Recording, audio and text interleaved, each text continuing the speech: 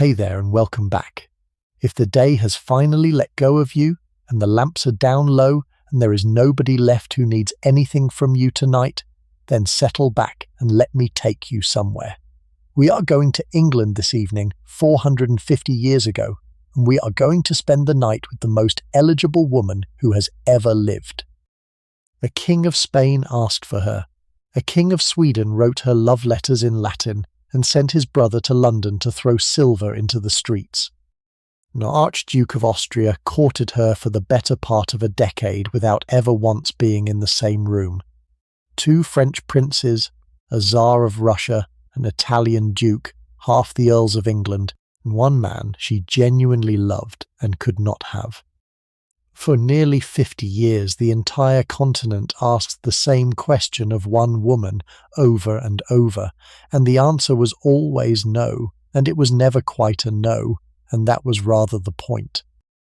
But the thing I want to give you tonight is not the parade of them, it is the reason, because the shape of every refusal she ever made was set when she was 14, in a house by the river at Chelsea, by a man who came into her bedroom in the mornings, and who was taken out and beheaded for it before she was 16. After that, she was never going to belong to anybody, and she never did. Before we go back to that house, let me say that if these slow evenings are a comfort to you, you are very welcome to follow along, and then the next one will find you when you would like the company. And if you feel like it, do tell me where in the world you are listening from tonight, and what the hour is where you are, because I do love reading them. There is something rather lovely in the thought of a woman who spent her whole life being asked to give herself away, and never did, being kept company tonight by so many people in so many far-off rooms, in the dark, asking nothing of her at all. But nothing at all is asked of you either, only that you let the day slide off you, and come with me back into that century. Picture this. It is November, and it is cold, and it is 1558, and we are in a park in Hertfordshire, under an oak. There is a young woman of 25 sitting on the grass with a book. She has red hair and very long white hands, and she is reading, in Greek, for pleasure, out of doors, in the cold. And coming across the park towards her, walking fast, are men on horseback, and they are going to kneel down in the wet grass in front of her and tell her that her sister is dead and that England is hers. And from the moment they say it, from that exact hour, every court in Europe is going to want to know the same thing about her, and they are going to go on wanting to know it until she is an old woman. Not whether she can govern, not what she believes. Who is she going to marry? To understand why the whole of Europe spent 50 years asking one woman who she was going to sleep with, you have to understand what a queen's marriage was, and it was not a private matter, and it was not romance, and it was not even really about her. It was the Constitution. Here is the position in the winter of 1558. England has a new queen, and she is 25, and she is unmarried, and she is the last of her family. There is nobody after her. Her brother is dead at 15, her sister is dead at 42, having tried and failed for years to have a child, and having convinced herself twice that she was carrying one when she was not, which is one of the saddest things in this whole century. Her father, who broke a church in half to get sons, managed 3 children in 6 marriages, and now they are all gone, but the one standing in a field in Hertfordshire being handed a ring. So the arithmetic of the kingdom is this. 1 woman, no heir. If she dies without a child, the crown goes to whoever can take it. And the last time that question was open in England, it produced 30 years of war that people's grandparents still talked about. And the time before that, and the time before that. Everybody in that country over the age of 40 had lived through a coup, a burning, or both. And there was one solution, and it was so obvious that nobody thought it needed saying. She marries. She has a son. The line continues. The kingdom is safe, and everybody sleeps. That is why the question would not go away. It was not gossip. It was the single most important political fact in Europe, and it stayed the most important political fact in Europe for a quarter of a century, and every ambassador in London had it at the top of his instructions in his first week. Now, the second thing, and this is the one that gets missed, everybody assumed she would want to. Not because of love, because there was in that century an almost universal conviction that a woman could not do this job alone. It was not even hostile. It was the water they swam in. A queen regnant was a novelty. England had had exactly one before her, and it had gone badly, and everyone remembered.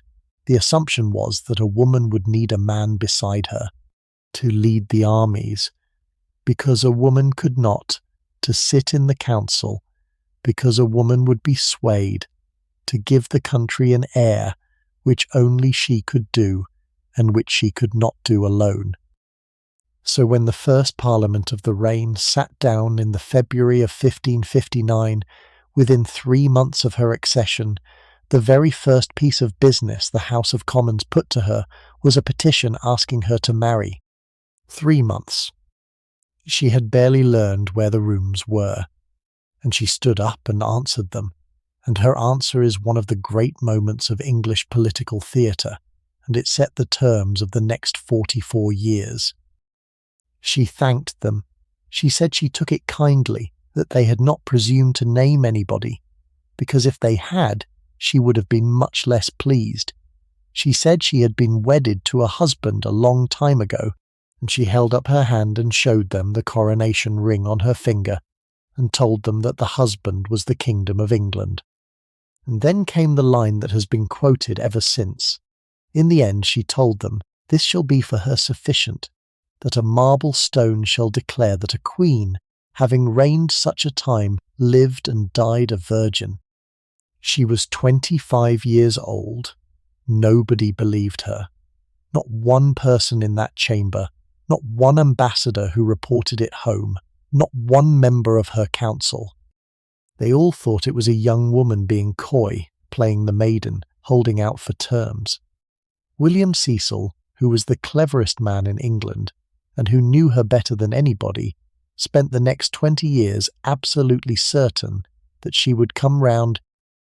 She meant every word of it, and she was the only person in England who knew that she meant it, and she was still saying it 4 decades on, when every one of them was in the ground. Now the third thing, and this is where it becomes interesting, because it is where she turned the trap into a weapon. She could not simply refuse. That was not available. To announce, at 25, that she would never marry would have been to announce that the succession was open, and an open succession is an invitation, and there were people in Europe with armies who would have accepted it. She would have been dead within 5 years, and probably at the hands of somebody in her own country who had done the arithmetic. So she did the only thing that was left, which was to be perpetually, gloriously, maddeningly about to decide.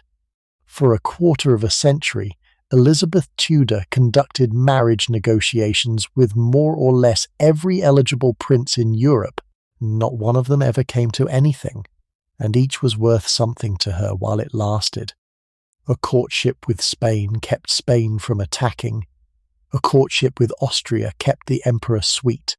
A courtship with France at the exact moment when Spain and France might otherwise have combined against a heretic queen, kept the two of them apart and looking at each other instead of at her. She was, and I do not think this is an exaggeration, running the foreign policy of a small, poor, isolated, newly Protestant country against the two superpowers of Europe, using nothing but the possibility of her own body. It is the most audacious thing any monarch of that century did, and she did it in plain sight for decades, and they fell for it every time, because not one of them could quite believe that a woman would not eventually want a husband. Now, everything I have just told you is the political explanation, and it is true, and it is not enough. Because it does not explain the tone. It does not explain why she flew into rages about it. It does not explain why the one man she loved was the one man she would not marry, or why she wept at 48. when the last of them sailed away, or why a letter lay in a box beside her bed for 15 years, with 3 words written on the outside of it unopened. For that, we have to go back before the crown, before any of it, to a house at Chelsea with a garden running down to the Thames, where a girl of 14 was living with her stepmother, and her stepmother's new husband used to come into her room in the mornings before she was dressed. Thomas Seymour is the first man in this story, and in some ways he is the only one, because everything that happened afterwards is a reaction to him. Let me set the house. Her father died in the January of 1547, and Elizabeth was 13, and she was suddenly a girl with no parents at all. Her mother had been dead since she was 2, and I will come to what that meant. Her brother was 9, and was now the king. Her sister was 30 and Catholic and living apart, and the only real family she had left was her last stepmother, Catherine Parr, who had been kind to her, who had put her back into the succession, who had given her the finest tutors in England and treated her like a daughter, and who was the closest thing to a mother she had ever known.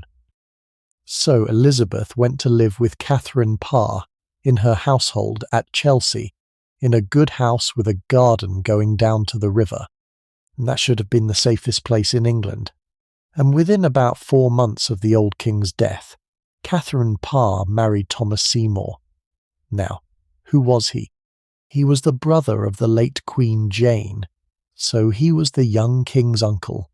His elder brother, Edward, was running the country as Lord Protector. He was in his late 30s, and he was by every single account magnificent to look at. Tall, big, loud, red-bearded, a sailor, charming in the way that men who are used to getting away with it are charming. He was also, by every account, an idiot. Not stupid, reckless. A man with an enormous appetite and no ceiling on it, endlessly jealous of Edward, endlessly certain that he deserved more himself. He had wanted to marry Elizabeth. That is documented. He floated it before he married the widow, and he was told firmly to stop. So he married Catherine Parr instead, in secret, indecently fast, within months of the king's death, at a moment when the Queen Dowager might still have been carrying a child by the late king, which was a genuine scandal, and very nearly a criminal one. And then Elizabeth came to live in his house. Here is what happened, and I am giving you the depositions, which is all we have, taken under interrogation from her own servants a year later. He came into her bedchamber in the mornings, before she was up and dressed. He would come in wearing his nightgown, bare-legged, and he would draw back the bed curtains and make as though he would come at her, and she would shrink back into the bed. He would ask her how she did, and strike her on the back, or the buttocks familiarly. Sometimes she heard him coming, and got up early, and was at her book by the window when he arrived, so he could not get to her. Her governess, Cat Ashley, told him to go away, and told him it was talked of, and he laughed at her and said he meant no harm. Once he came in and tried to kiss her in the bed, and Cat Ashley made him leave. And the Queen, her stepmother, was sometimes there. That is the part people cannot cope with, and I am not going to explain it away. There are episodes where Catherine Parr came with him, and they tickled the girl in the bed together, and once, in the garden, Catherine Parr held Elizabeth still, while Thomas Seymour cut her black gown into 100 pieces with a knife. That is in the deposition, in those words. Her stepmother held her, and he cut her dress to ribbons, and it was reported afterwards as a merry business. I do not know what that was. I know what it looks like from here. Now the part everyone wants answered, and I will be honest with you. Nobody can say how far it went. My own view, for what it is worth, is that it did not go all the way, and that the question is close to the least interesting thing in the whole episode. Here is what is certain. She was 14. He was in his late 30s. He was the husband of the woman who was raising her. He was, in every practical sense, her stepfather and her guardian, and the master of the house she was living in. There was no version of that in which she was in a position to say no and be heard. And the modern word for what was happening in that house is not scandal, it is not flirtation, and it is not, God help us, romance, which is how it has been played for 400 years with a knowing look. Man of 38, with all the power in the building, getting into the bed of a girl of 14 who has no mother and no father and nowhere else to go. That is not a love affair. It has a different name, and every one of us can supply it. And then, in the May of 1548, it ended. And it ended in the worst possible way. Catherine Parr found them. The accounts differ, and the wording is careful, because everybody deposing was terrified. But the substance is that the Queen came upon the two of them in some embrace, and that was the end of it. Elizabeth was sent away from the house within days. She went to Cheshire, to friends, and she never saw her stepmother again. There is a letter. Elizabeth wrote to Catherine Parr from Cheshire in the July, and it is a 14-year-old girl's letter, and it will break your heart if you read it properly. It is stiff and formal and elaborately polite, and underneath the formality it is the letter of a child who knows she has lost the only mother she had and cannot say so. She thanks her for her goodness. She says she was replete with sorrow at departing. She hopes to hear well of her. Catherine Parr was pregnant when she sent her away. She had a daughter in the August and was dead of childbed fever in 6 days at 36, and in her last hours delirious. She said out loud in front of the room that those about her did not care for her and that they laughed at her grief. That is the woman who had been kind to her. That is what marriage did to her. Elizabeth was 2 days short of her 15th birthday, and her stepmother was dead, and the man was still alive, and he was now a widower, and he began immediately to make plans. In the January of 1549, Thomas Seymour was arrested, and men rode down to Hatfield to break a girl of 15, and she took them apart, and I want to walk you through it minute by minute, because it is the making of her. First, what he had done. After his wife died, he went back to the idea of Elizabeth. He talked about it. He asked her servants questions. He had her accounts looked into, and asked whether her lands were good, which is the least romantic sentence ever written about a courtship. He worked on her governess, Cat Ashley, who was fond of him and foolish about him, and told the girl he would make a good husband. He worked on her cofferer, Thomas Parry, who was a gossip, and in the January he did the thing that finished him. He went at night to the young king's apartments at Hampton Court, apparently to take his nephew away and hold him, and the boy's dog barked at him in the dark, and he shot the dog. He was found standing in a corridor outside the sleeping king's door with a discharged pistol and a dead spaniel at his feet. You cannot survive that. He was in the Tower within days, and everything he had ever said and done was pulled apart, and the pulling led directly to Hatfield. Because the charge that was forming was that he had schemed to marry the second in line to the throne without the council's consent, and that was treason plainly on the face of it, and if it was true then she was in it too. She was 15. Treason was treason at 15. Everybody in that house knew what had happened to her mother. They took Cat Ashley and Thomas Parry to the Tower and interrogated them, and both of them broke, as people did, and told everything. The mournings, the nightgown, the bed curtains, the garden, the dress. All of it went into depositions, and the depositions went to London, and they sent Sir Robert Tyrwhitt to Hatfield to get a confession out of the girl. Now watch what she does. She is 15 years old. Her governess, who is the only mother figure she has left, is in the Tower. Her servants are gone. The man is in the Tower and will not survive. She is alone in a house full of strangers, and a professional interrogator has arrived with orders to break her, and he has the depositions in his bag. She admitted the small things. That is the first move, and it is beautiful. She freely told him about the mornings, the tickling, the visits, the dress in the garden, because he already had it from Ashley and Parry, and there was no point defending a position that had fallen. Give up what they already hold. And on the thing that mattered, the marriage, the consent, the plot, she gave him absolutely nothing, and she did it for weeks. Tyrwhitt tried everything. He told her Ashley and Parry had confessed, which was true, hoping she would assume they had confessed to more. She did not take it. He suggested that if she confessed, the blame would fall on them and she would be forgiven, and she saw the shape of that instantly and would not do it. He tried kindness. He tried pressure. He wrote to London, and his letters are the best evidence we have, and they are the letters of a man who cannot believe what is happening to him. He says she will not confess any practice by Ashley or Parry concerning the Admiral.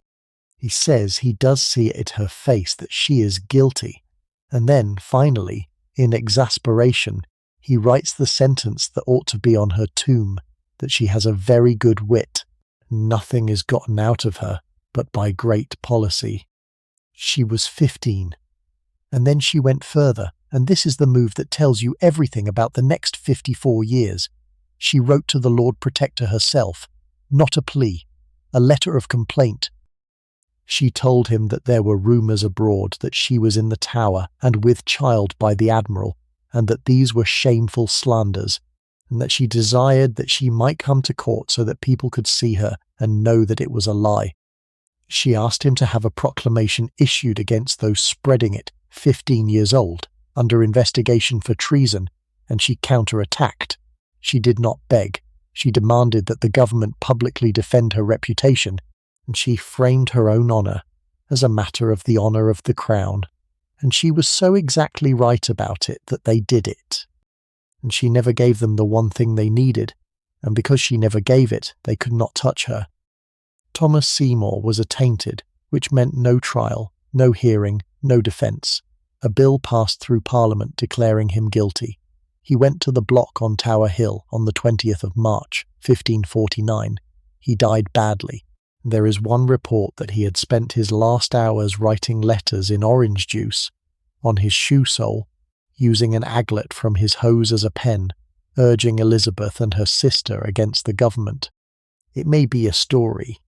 It sounds exactly like him. He was her stepfather.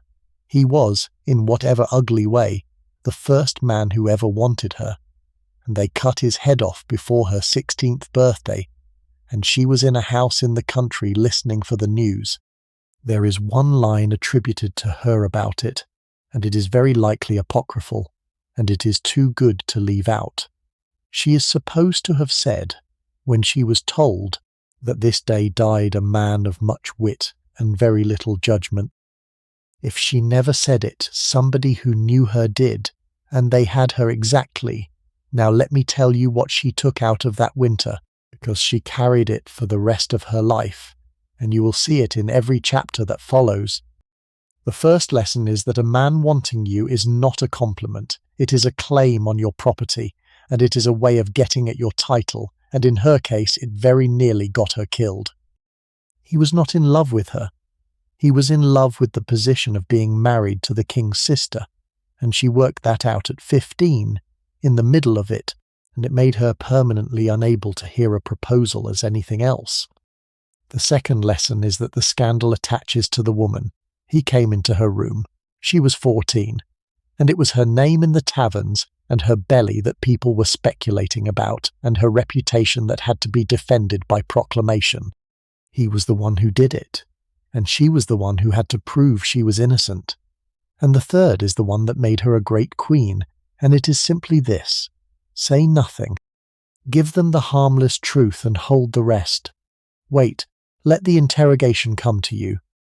She learned, at 15, that the person who does not commit cannot be cornered, and she then used that against every man who came at her for the next half-century. She was never going to hand herself to anybody again. It was decided in that house in that winter before she was 16. and everything that follows tonight is people not believing it. I want to do something now that almost nobody does, which is to look at what the institution of marriage actually looked like to Elizabeth Tudor from where she was standing in the years when she was forming, because we talk about her refusal as though it were a puzzle. It is not a puzzle. Look at the evidence she had. Start with her mother. Her mother married a king who was mad about her, who broke a church in half and defied a continent and waited 7 years for her. That is the greatest love story in English history, or it is sold that way, and it ended with that same man having her tried for adultery with 5 men, including her own brother, on dates that can be shown to be impossible, and killed with a sword on a scaffold inside the tower, and her body put in an arrow chest, because nobody had ordered a coffin for a Queen of England. Elizabeth was 2 years and 8 months old. She has no memory of it that we know of, but she grew up in a country where everybody knew and where her own status swung on it. She was a princess, and then by Act of Parliament she was a bastard at 2, because her mother's marriage had been declared no marriage. That is her first data point about matrimony. It killed her mother and it made her illegitimate. Then the stepmothers, and there were 4 of them in her childhood, and she watched all 4. Jane Seymour gave him the son and died of it within 2 weeks. That is the wife who succeeded. Her reward for doing the one thing required was to die in a bed at Hampton Court at 28, and to be the one he chose to be buried beside. Anne of Cleves came from Germany at 24, was rejected on sight, and was divorced within 6 months. She got the best deal of any of them, houses and money, and the title of the king's sister, and she got it by agreeing instantly to be humiliated. Elizabeth would have understood the mechanics of that perfectly. Anne of Cleves survived by conceding everything at once. Catherine Howard was her mother's cousin, and she was, at the outside, 19, and she was married to a man of 49 with a suppurating leg, and she was beheaded before Elizabeth was 9. There is a story, and it is only a story, that the child said afterwards that she would never marry, but she did not need to say it. Her mother and her mother's cousin, both queens, both killed by the same husband, before she was 9 years old. 2 of her stepmothers were executed. Let me put that plainly, because it gets lost in the rhyme. This is a little girl whose father killed her mother, and then, 6 years later, killed a young woman she had known as her stepmother, who was also her cousin. And then Catherine Parr, who was kind, who was the best of them, who married the king out of duty when she wanted somebody else entirely, who nursed his leg and survived him, and who then got the man she actually wanted, at last, at 35.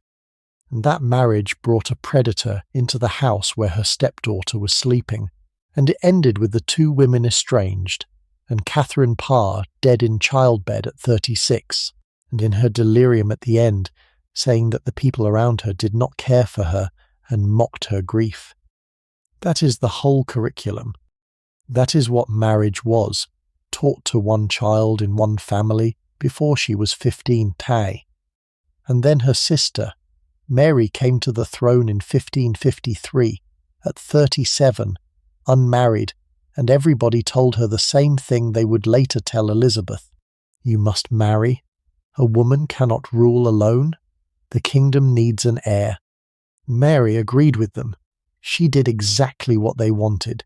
She married Philip of Spain, and Elizabeth watched what happened to her sister with the most intense attention anybody has ever paid to a marriage, because she was next in line, and she was watching a demonstration. The country rose. That is the first thing. The moment the Spanish match was announced, there was a rebellion, Wyatt's rebellion, thousands of men marching on London, and it was about the marriage plainly and explicitly.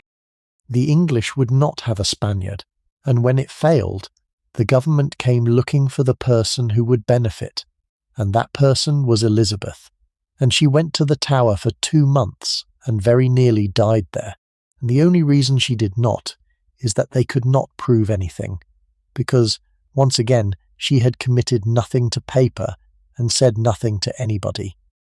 Her sister's marriage nearly killed her. Directly. That is the second data point. Then look at what it did to Mary herself. Philip came, and he was correct and cold and unenthusiastic, and he stayed a bit over a year and left. He came back once, briefly, to get England into his war, and the war lost Calais, which broke Mary's heart, and was the last English possession in France.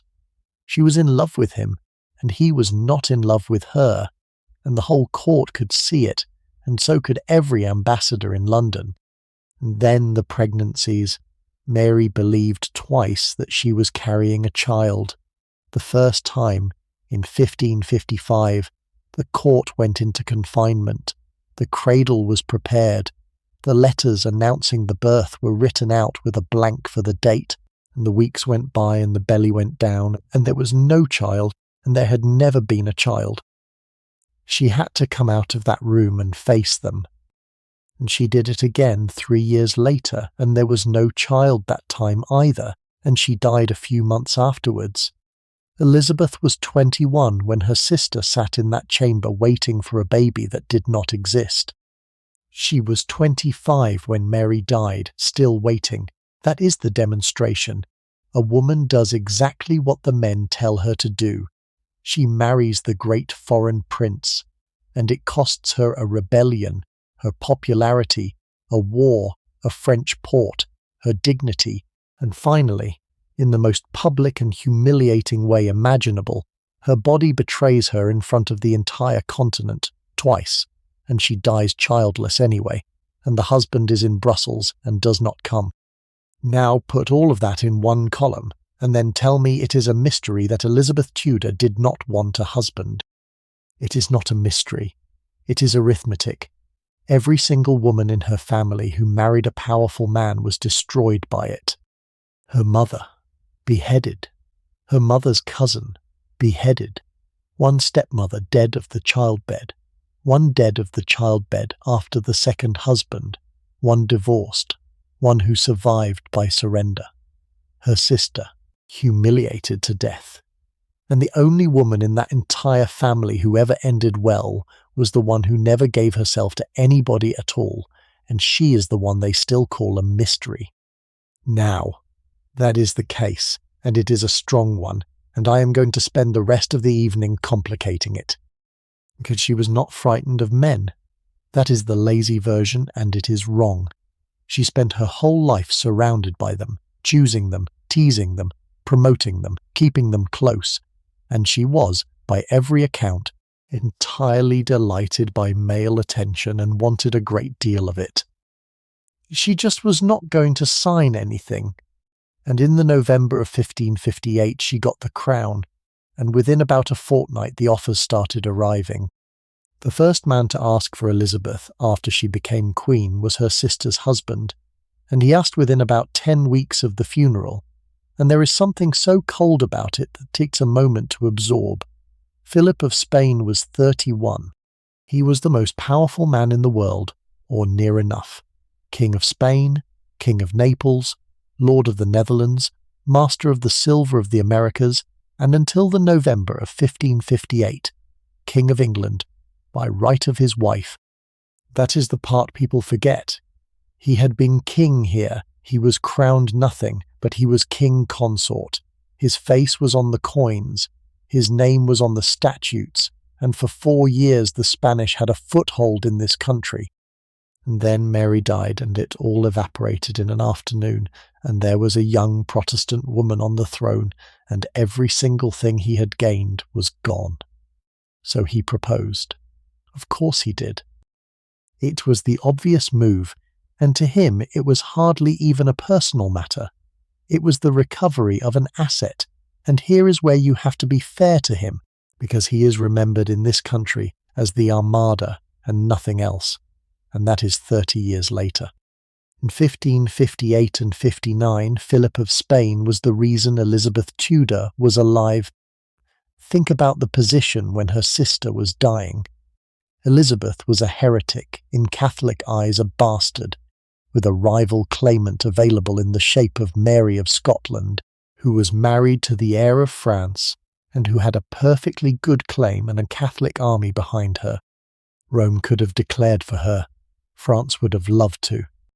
And Philip, who was the champion of the Catholic world, said no, he would not have England go to a French puppet, because a France that held England as well as Scotland would have had Spain and the Netherlands in a vice.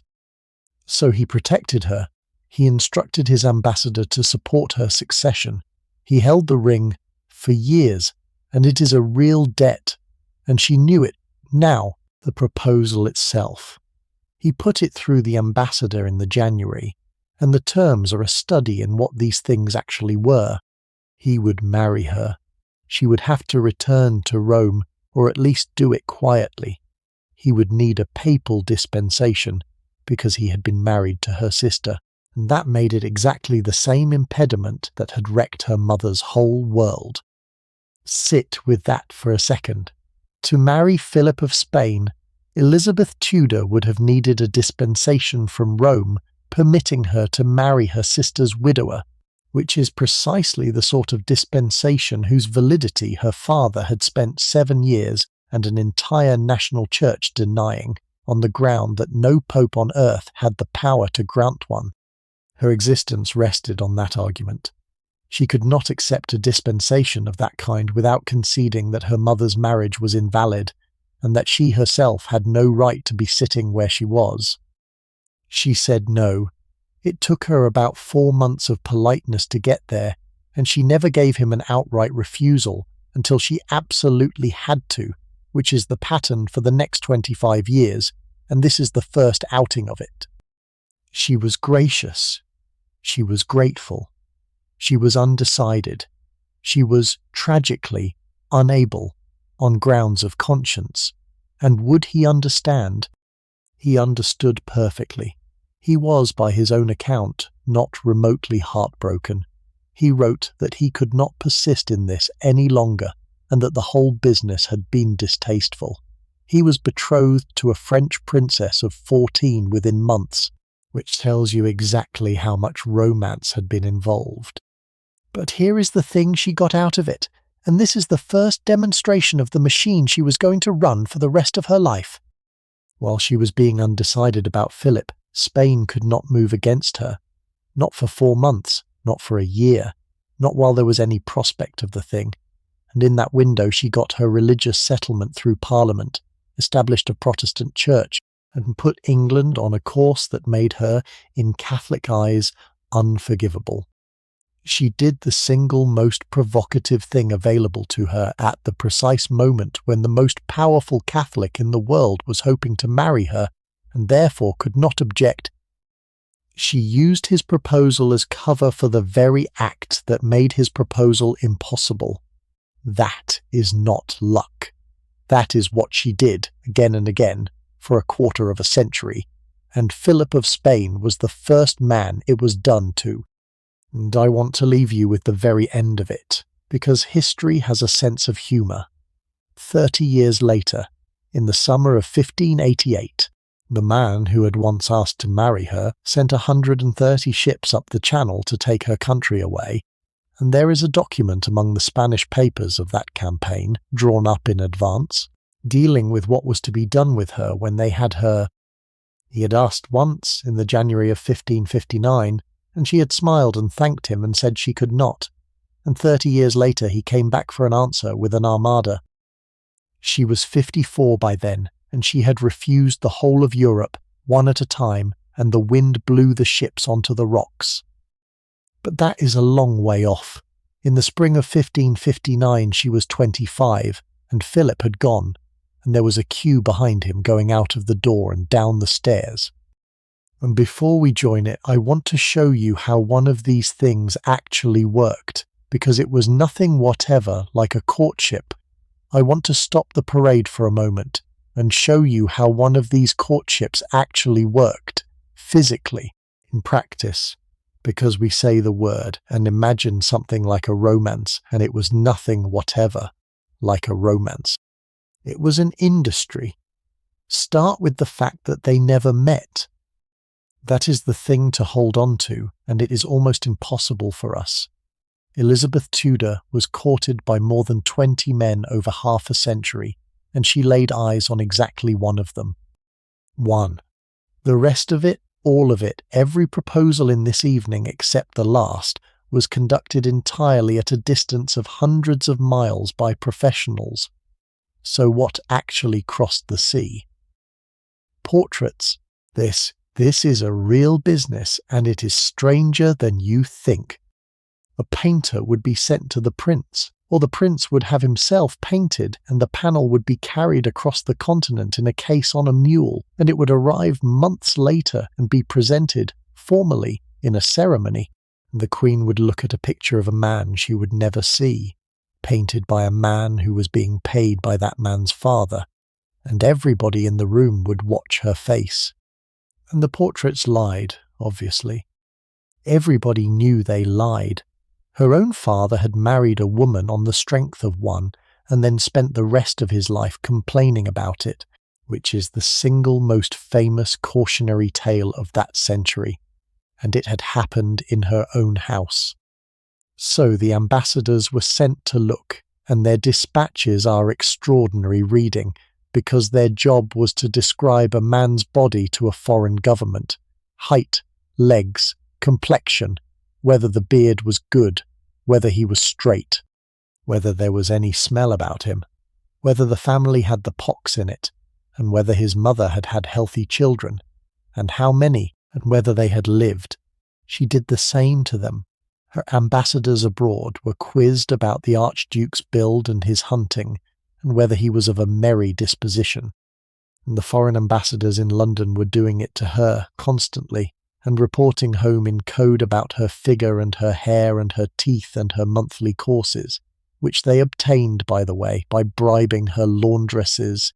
That is a real thing, and I want to say it plainly.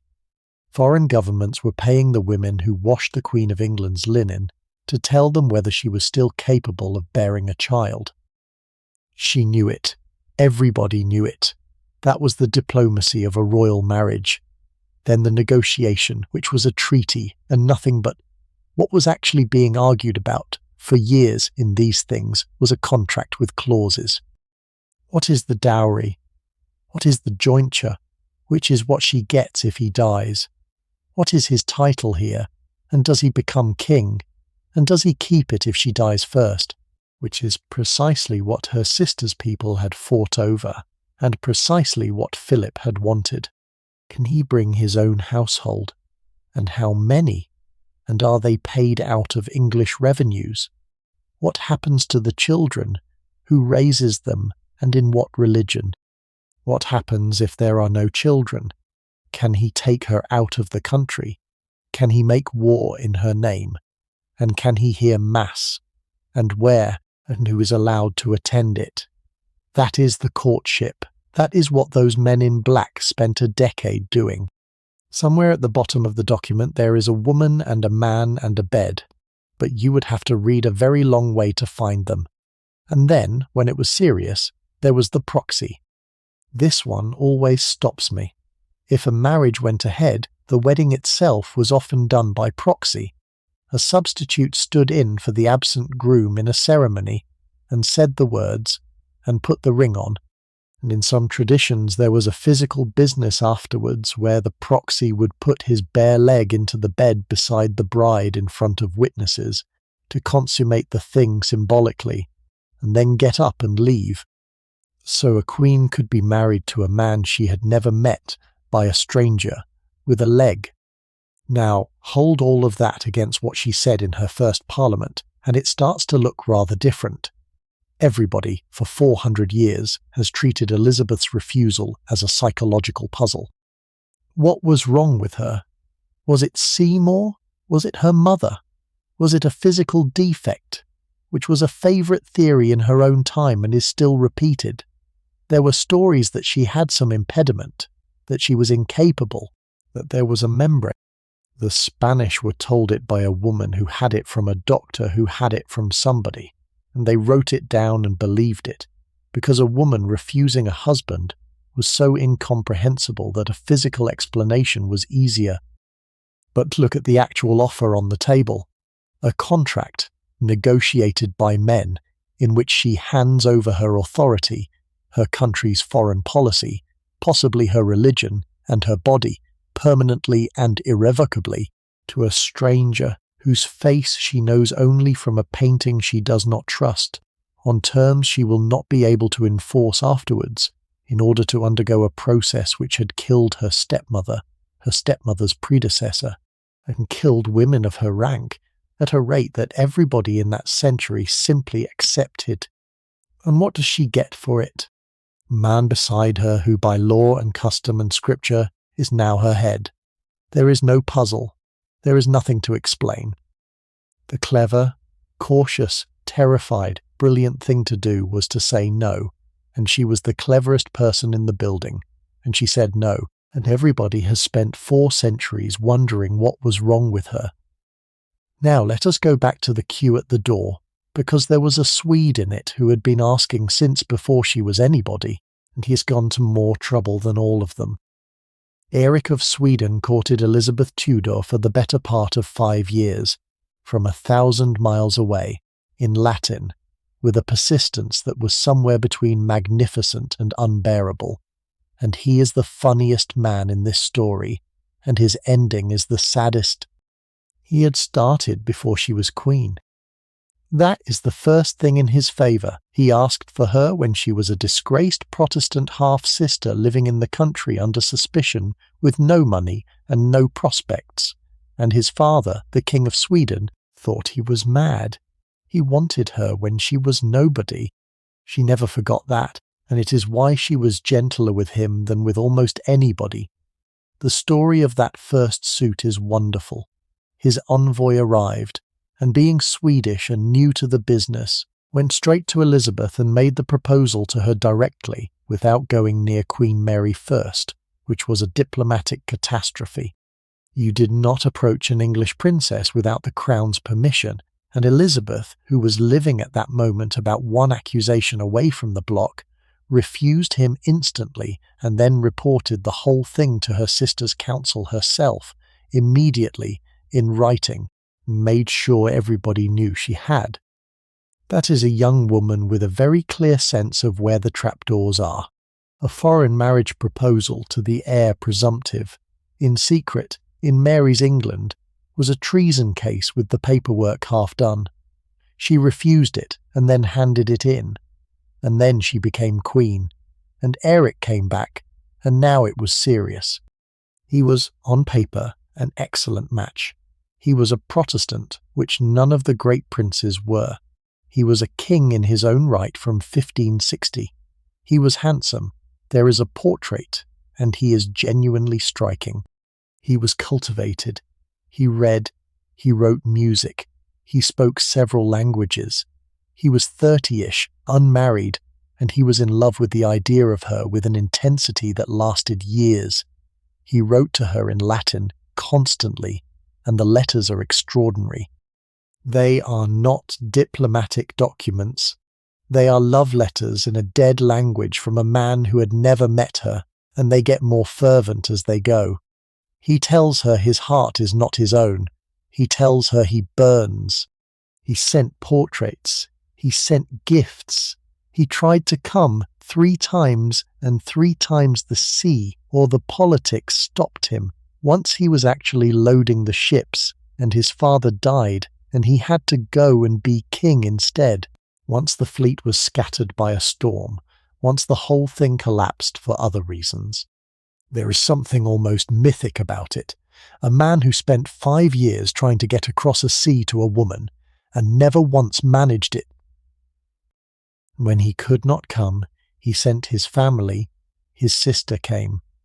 Princess Cecilia of Sweden made the journey to England while heavily pregnant, overland across the continent, through winter, because the Baltic route was closed, and it took her the better part of a year, and she arrived in the September of 1565 and had her baby in London, and Elizabeth stood godmother to it.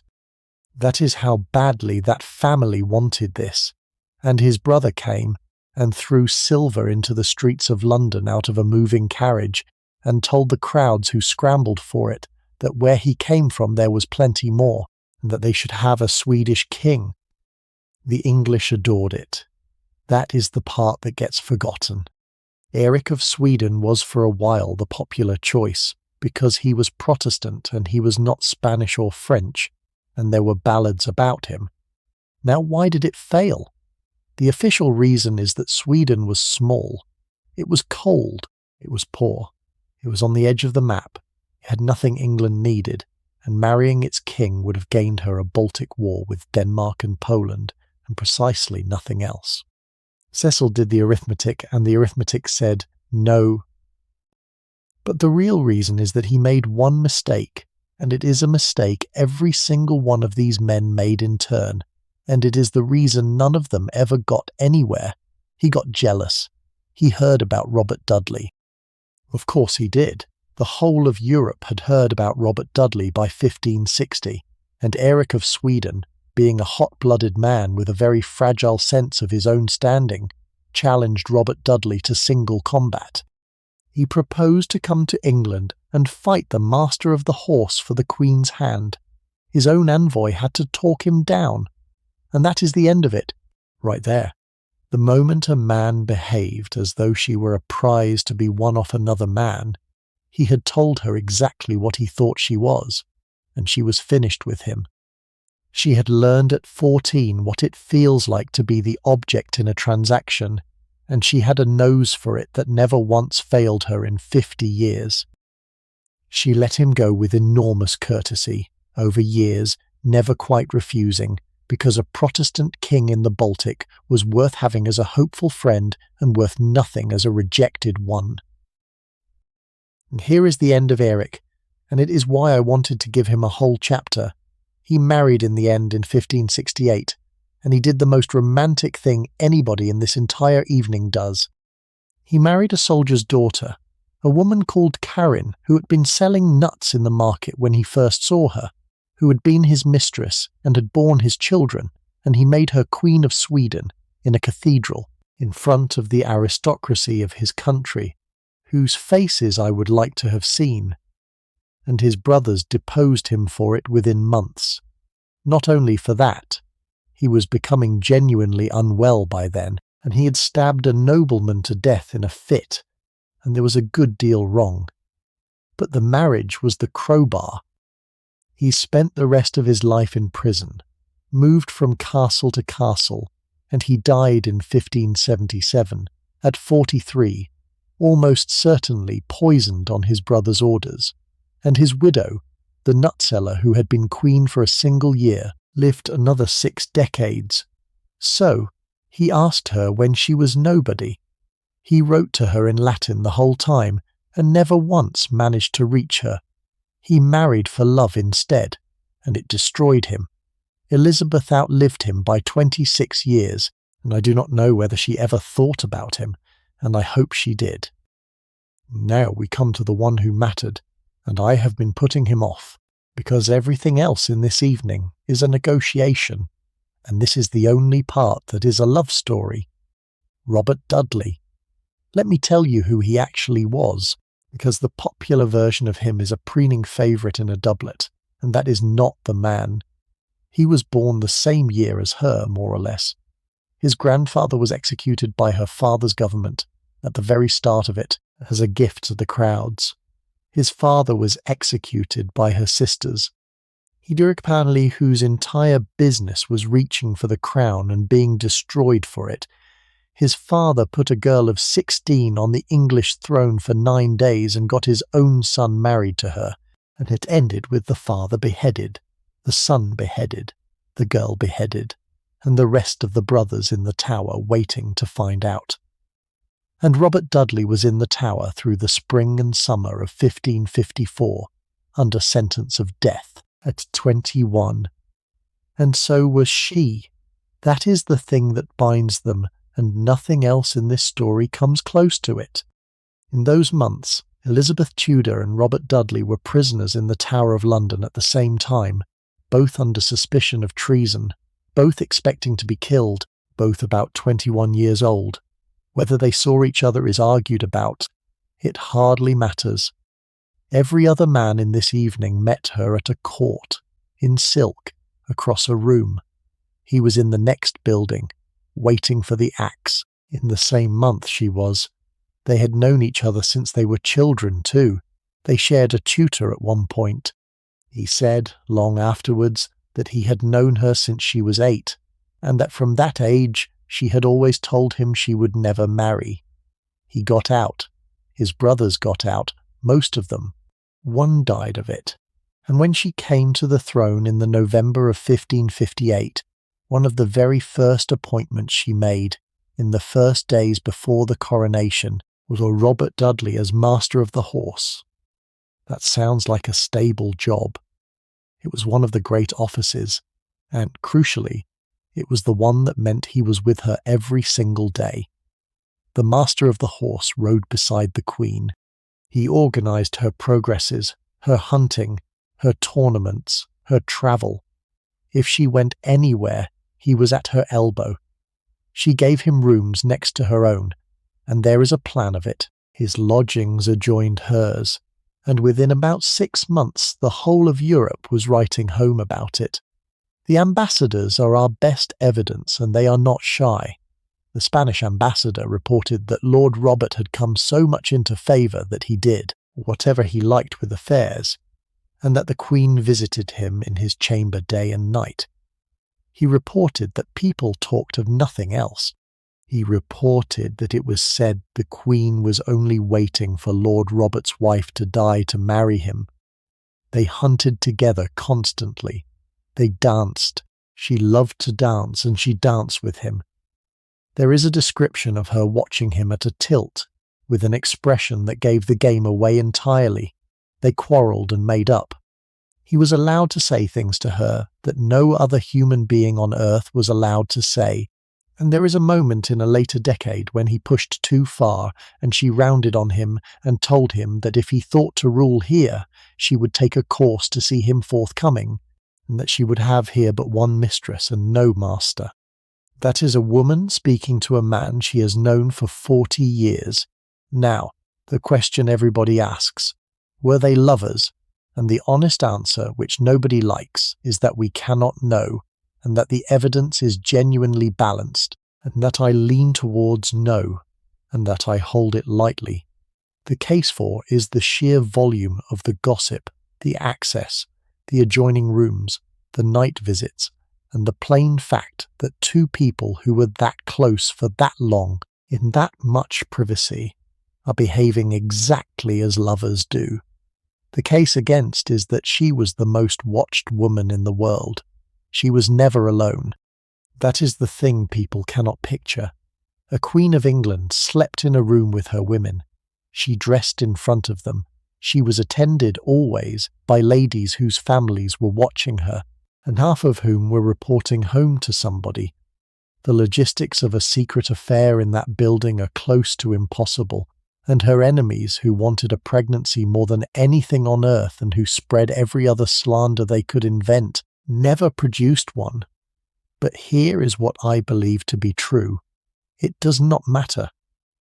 Asking is a way of not looking at the thing itself, because what was really going on is stranger and better.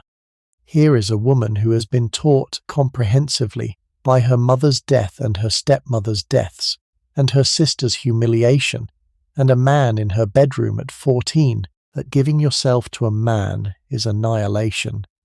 And here is the one man on earth she actually wants, and she keeps him for 30 years at exactly the distance where she can have all of him except the part that would cost her everything. That is not coldness. That is not a game. That is somebody solving an impossible problem with the only tools she has.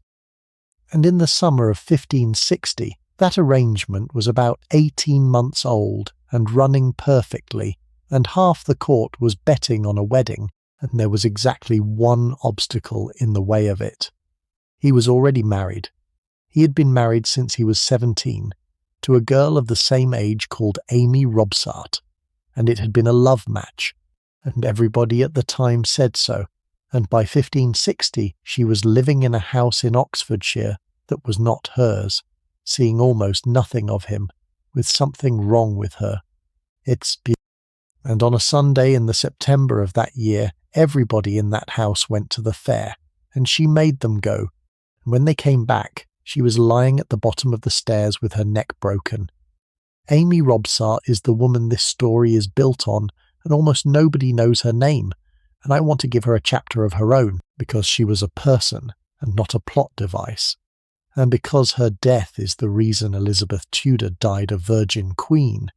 She was a Norfolk girl, the only child of a gentleman with good land. She was 17 when she married Robert Dudley in the June of 1550, and he was 17 too, and it was a court wedding. The young king came to it and wrote about it in his own journal. And here is the crucial thing, from a man who was there. William Cecil said, years later, when he was picking the marriage apart in his own handwriting, that it had begun in carnal love. That is his phrase.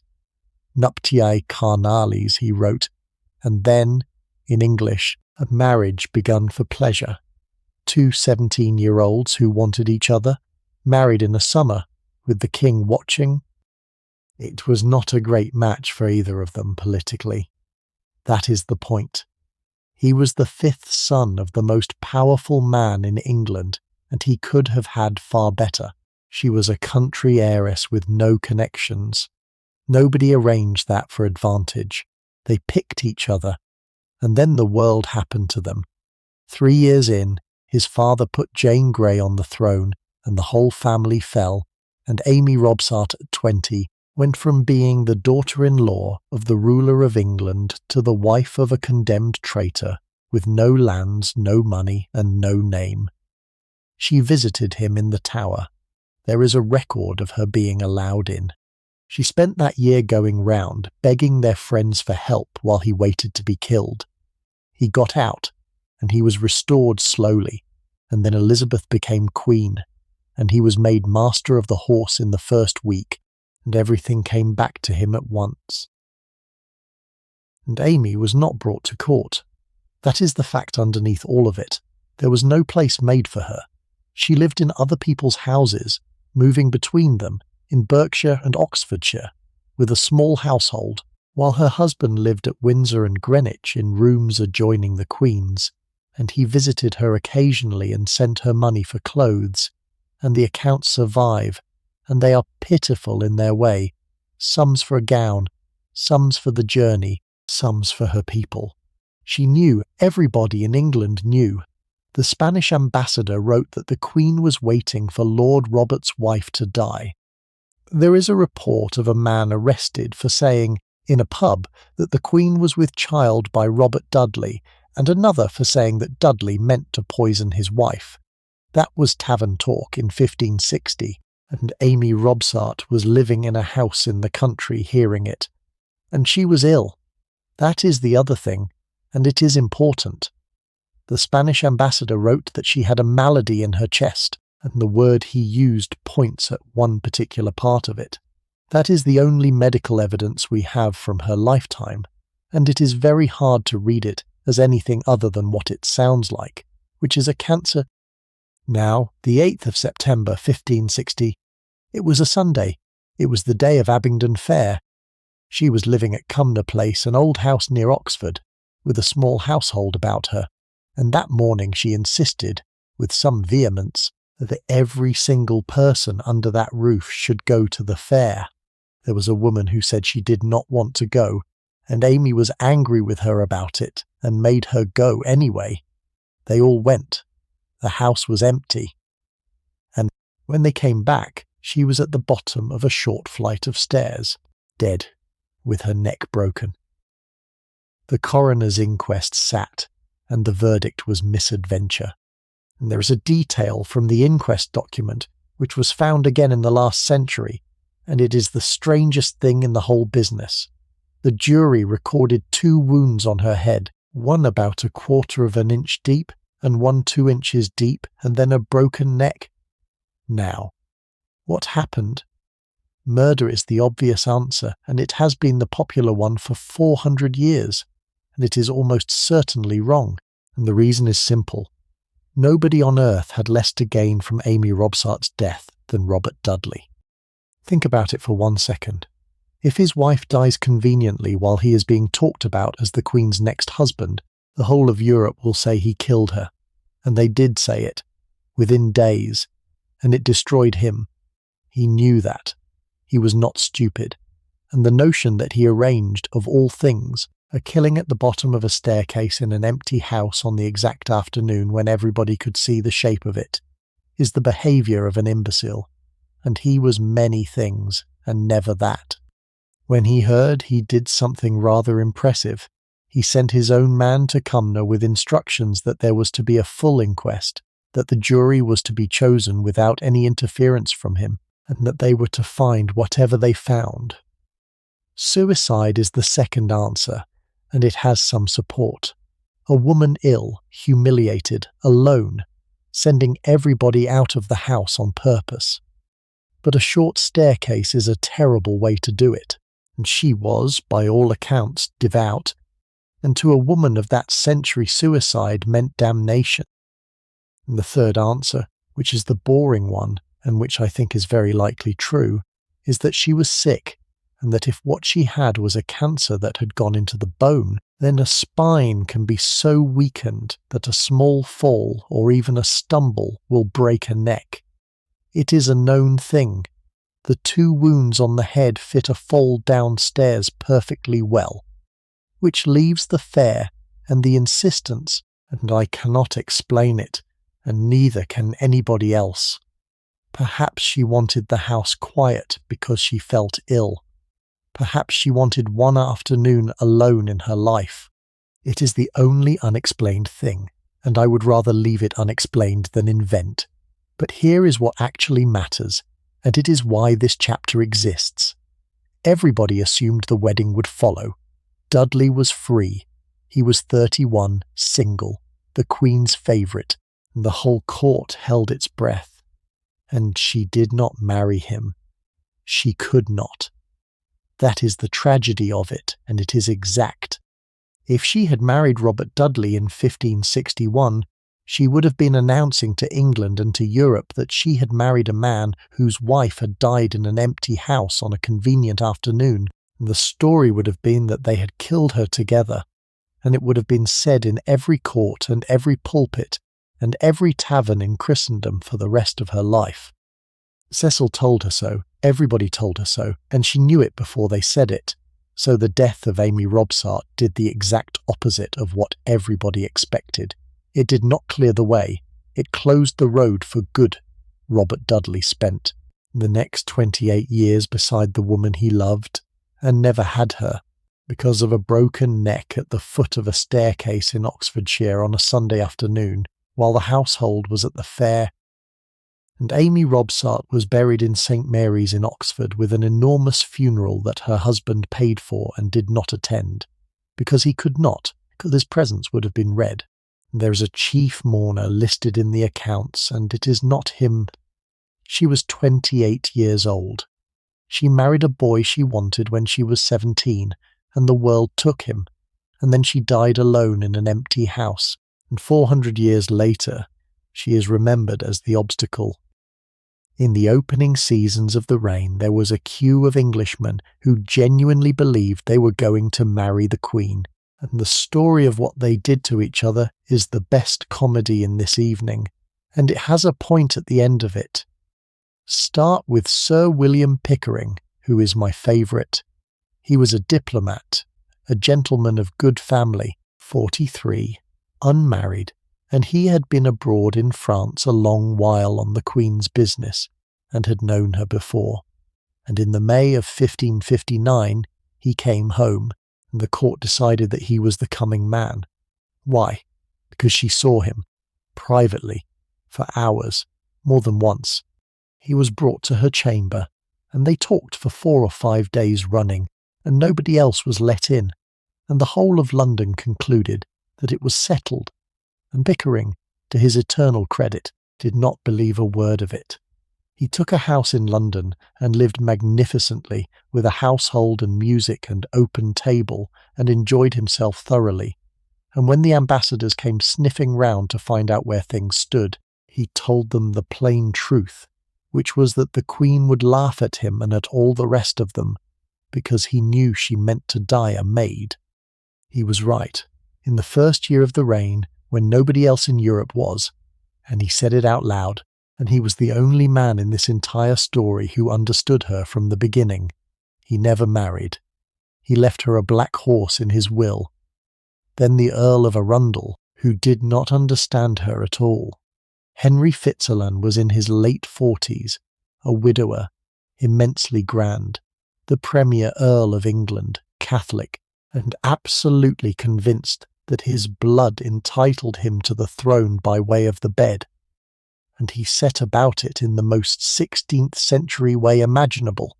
He spent money, enormous sums. He gave lavish presents to her ladies-in-waiting to speak well of him. He borrowed to entertain her at his house at Nonsuch, which was one of the most beautiful buildings in England, and he gave her a cupboard of plate at the end of the visit.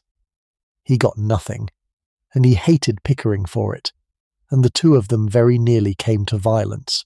There is a story that Arundel swore he would leave the country and take his money with him rather than live in England if she married Pickering, and there was an incident at a door about who had the right to go in. And there was the Earl of Arran, the Scottish claimant, whom the Protestant party in Scotland pushed hard because it would have joined the two kingdoms, and Adolphus of Holstein, who came in person and was made a Knight of the Garter and went home empty-handed, and the Duke of Holstein's cousins, and a Saxon prince, and the Duke of Ferrara, and the son of the King of Denmark, and in the fullness of time, Ivan the Terrible of Russia, who wanted her, and, when refused, sent her a letter calling her a common maid, whose merchants ran her country, which she read and answered with such magnificent coldness that trade relations were maintained anyway. The list runs to more than 20 men. That is the actual number. Now, the point, because there is one, and it is the thing this chapter exists to say, look at what she did to the English ones. She saw Pickering alone for days on end. She let Arundel spend a fortune. She danced with Dudley in front of everybody. And every single one of those men, and every ambassador in London, and every council member read that behaviour as encouragement and told each other so, and made plans on the strength of it. She was doing nothing of the kind. She was doing what she did for 44 years, which was to enjoy the company of men. She liked them. She liked talking to them, and being admired, and being the most interesting person in any room she entered. She had grown up isolated, watched, in danger, with no mother and a father who mostly forgot she existed, and then she was suddenly the sun, and the whole of England turned to face her, and she found that she loved it, and she was extremely good at it. And not one of those men could tell the difference between delight and consent. Not one in half a century. That is the thing I want you to hold, because it is the mechanism of the whole reign. Elizabeth Tudor flirted, gloriously, publicly, endlessly, with everybody, and she meant none of it as a promise, and each man who received it thought it was one. And when she then declined to marry them, they called her fickle, and coy, and false, and a woman's mind, and they wrote it in their dispatches, and historians repeated it for 4 centuries. She was not being false. She was being perfectly consistent. She told them at 25, in her first parliament, exactly what she was going to do, and she then did that, precisely, for 44 years, without deviating once. The only false thing in the whole business was the assumption in the mind of every man who heard her say it, which was that she could not possibly mean it. Pickering believed her. He was the only one. And he lived very happily, and left her a horse. Now, in the autumn of 1562, all of it very nearly ended, because she caught a disease that was killing people in London that year, and within a week she was unconscious, and her council was standing round the bed in a state of pure terror, arguing about who was going to have the country. In the October of 1562, Elizabeth Tudor caught smallpox and nearly died, and what she said when they thought she was going, and what happened to the woman who nursed her, tell you more about her than all the courtships put together. She was 29. She was at Hampton Court. She felt unwell and did the thing you did in that century, which was to take a bath and then go out in the cold air, which was possibly the worst available medical decision. Within a day or two, she was in a high fever, and the physicians could not agree what it was, and then it declared itself, and it was the pox. I want you to understand what that word meant. Smallpox killed something like a third of the people who got it, and it killed the healthy and the young by preference, and if it did not kill you, it very often left you blind or scarred beyond recognition. It was the great terror of that century after plague, and there was nothing whatever to be done about it. For a while the rash would not come out, and that was the worst sign. There is a report of a German physician being fetched and putting her in a red cloth by the fire, which was the standard treatment, and the spots came, and once they came they knew. And for a day or two she was unconscious and they thought she was dead. Now picture the council in that room. The Queen is 29, unmarried, childless. There is no heir. There is no Act of Parliament settling the succession. There is nothing but a body in a bed and a country outside the door. If she dies in that room, the possibilities are Mary of Scotland, who is Catholic and half French and would undo everything, or Catherine Grey, who is Protestant and has just married in secret without permission and is in the Tower for it, or Lady Lennox, or civil war, which is what everybody actually expected. They were, and this is well documented, in a state of open panic, arguing in the room next to the dying Queen about who should have the crown, and getting nowhere, because there was no answer. And then she came round, and she asked to speak, and she was told she was dying, and she made her wishes known. She asked that Robert Dudley be made protector of the realm. There it is. 29 years old, believing herself to be dying, with the whole council standing there, and the name she said out loud was his. Not a Howard, not a Grey, not a Percy. The man whose father had tried to steal the crown, and whose family had been attainted twice. She wanted him to have the country. And then she said the other thing, and it is the sentence that has kept historians arguing for 400 years, and it is the most human thing she ever said. She swore to them on her deathbed that although she loved and had always loved Lord Robert dearly, as God was her witness, nothing improper had ever passed between them. Think about the timing of it. She believed she was dying. She was about to meet God, in whom she absolutely believed, and she used one of her last conscious sentences to tell a room full of men that she had not slept with him. There are only two readings. Either it was true, in which case the great gossip of the age was hollow all along, or she was lying with her soul on the line to protect his reputation and her own after she was gone. Take your pick. I take the first, and I notice that it is the only piece of evidence in the whole business that comes from either of the two people involved.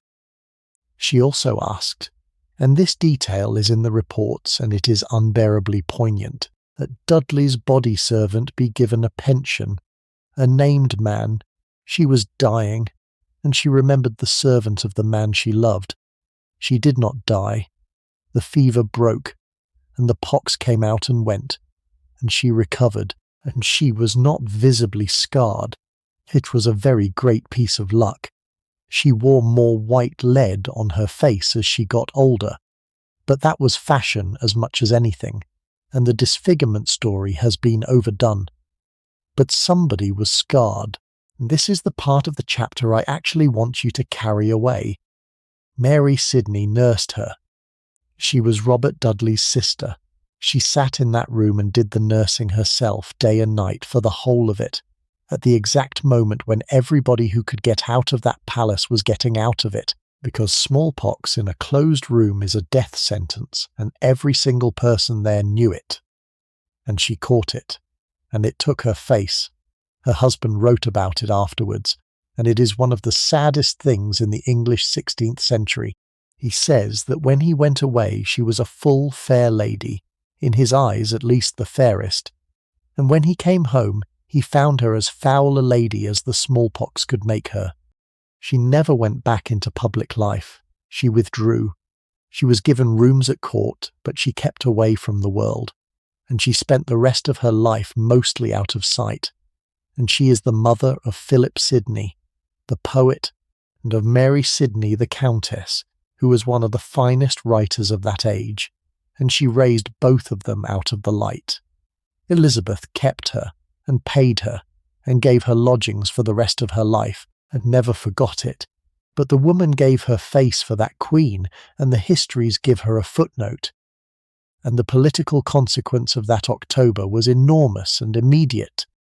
Parliament met in the January and did what parliaments do when they have just watched the whole country nearly fall into a hole.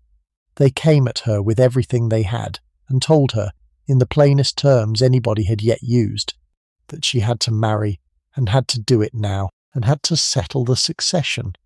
And what she did to them is the subject of the next part of the evening. For 20 years the men of England told Elizabeth Tudor to get married, and she never once said no to them, and she never once did it. And the way she managed that is a masterclass, and it cost her something every time. Here is the pattern, and it happened over and over. Parliament meets. Parliament wants money.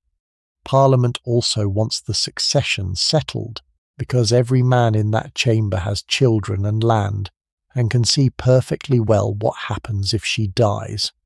So they attach the one to the other, delicately, and they send her a petition, and she comes down and answers them in person, and her answers are among the best political speeches in the English language, and every single one of them says exactly nothing while appearing to say a great deal. In 1559 she showed them the ring and told them she was married to England.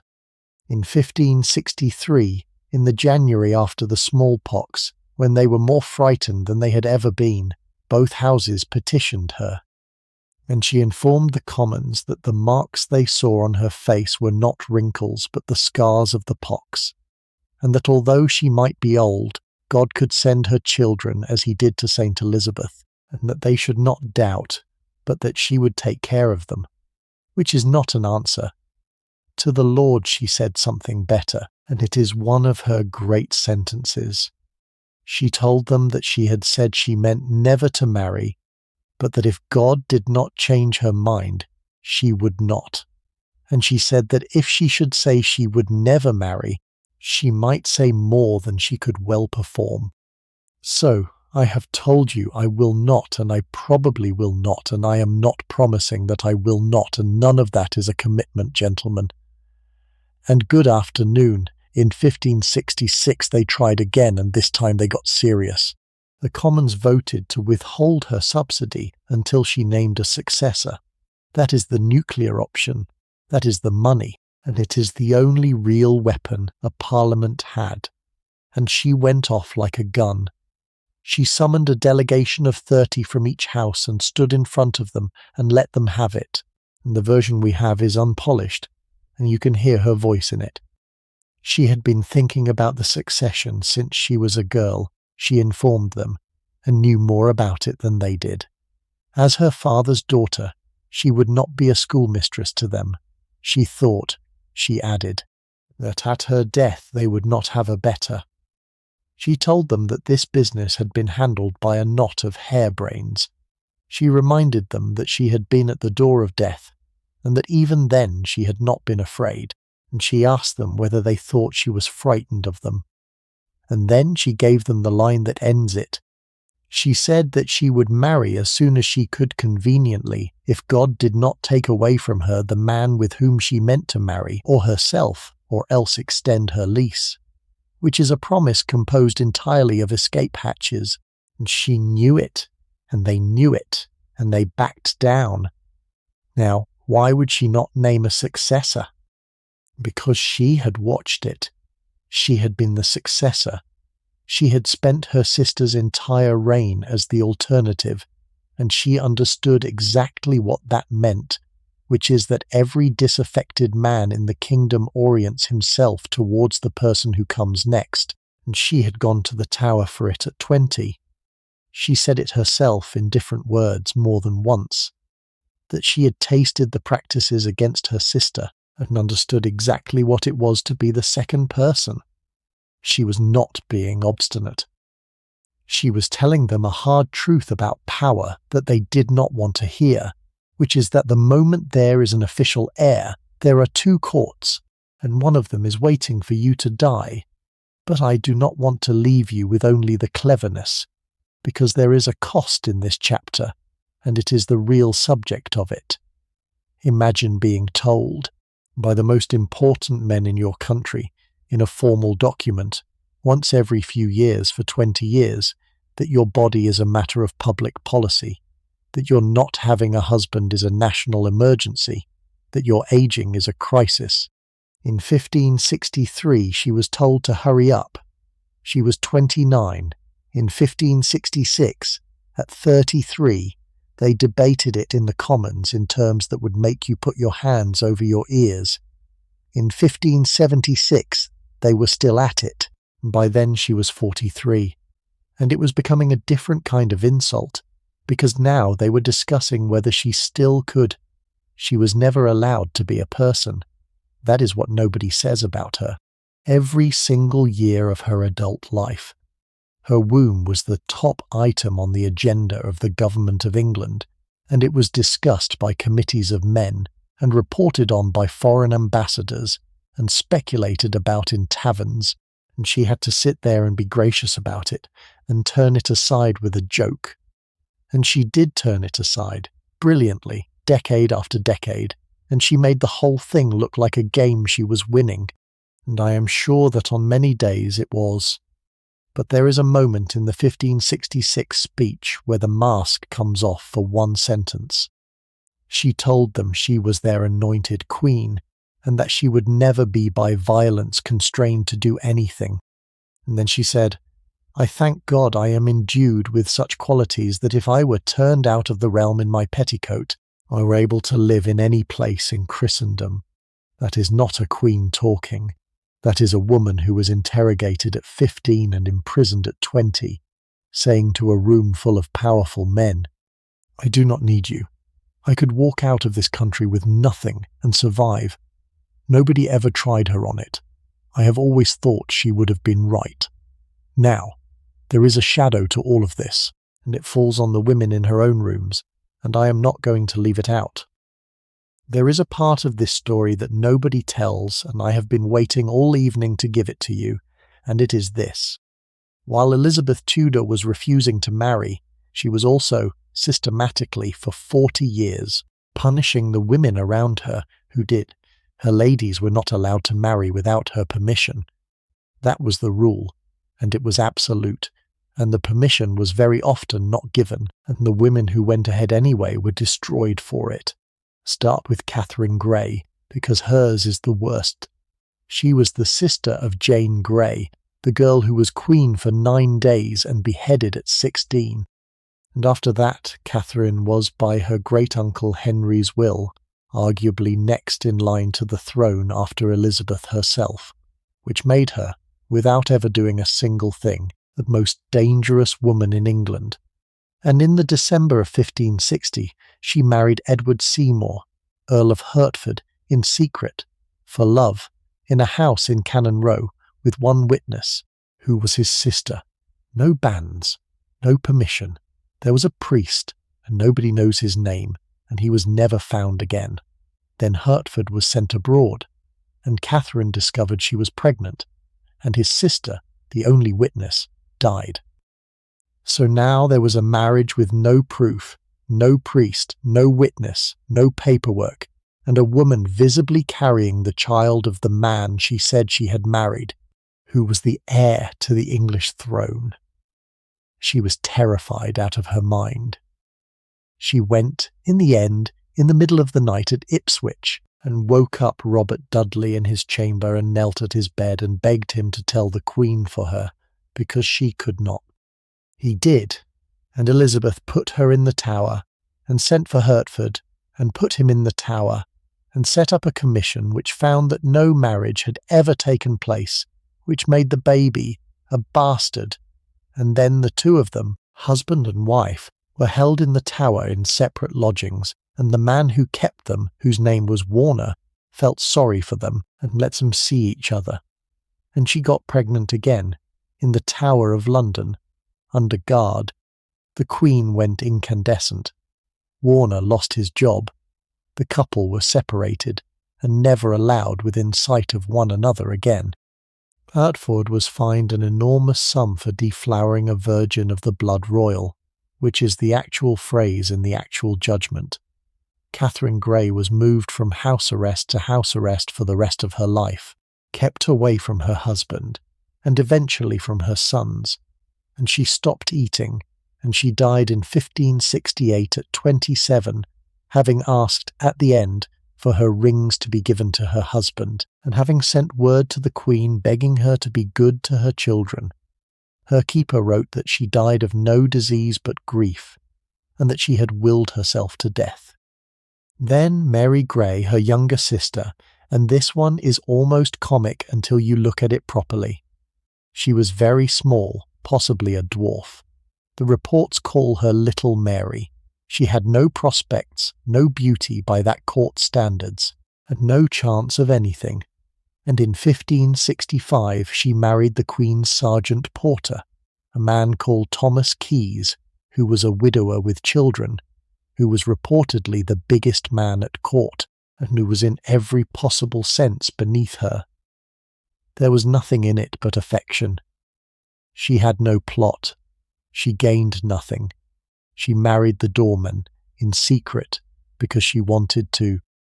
He was put in the Fleet prison, in a cell so small he could not stand up in it, and she was placed under house arrest, and they never saw each other again, and he died a broken man a few years later, and she was forgiven in the end, and lived only to 33.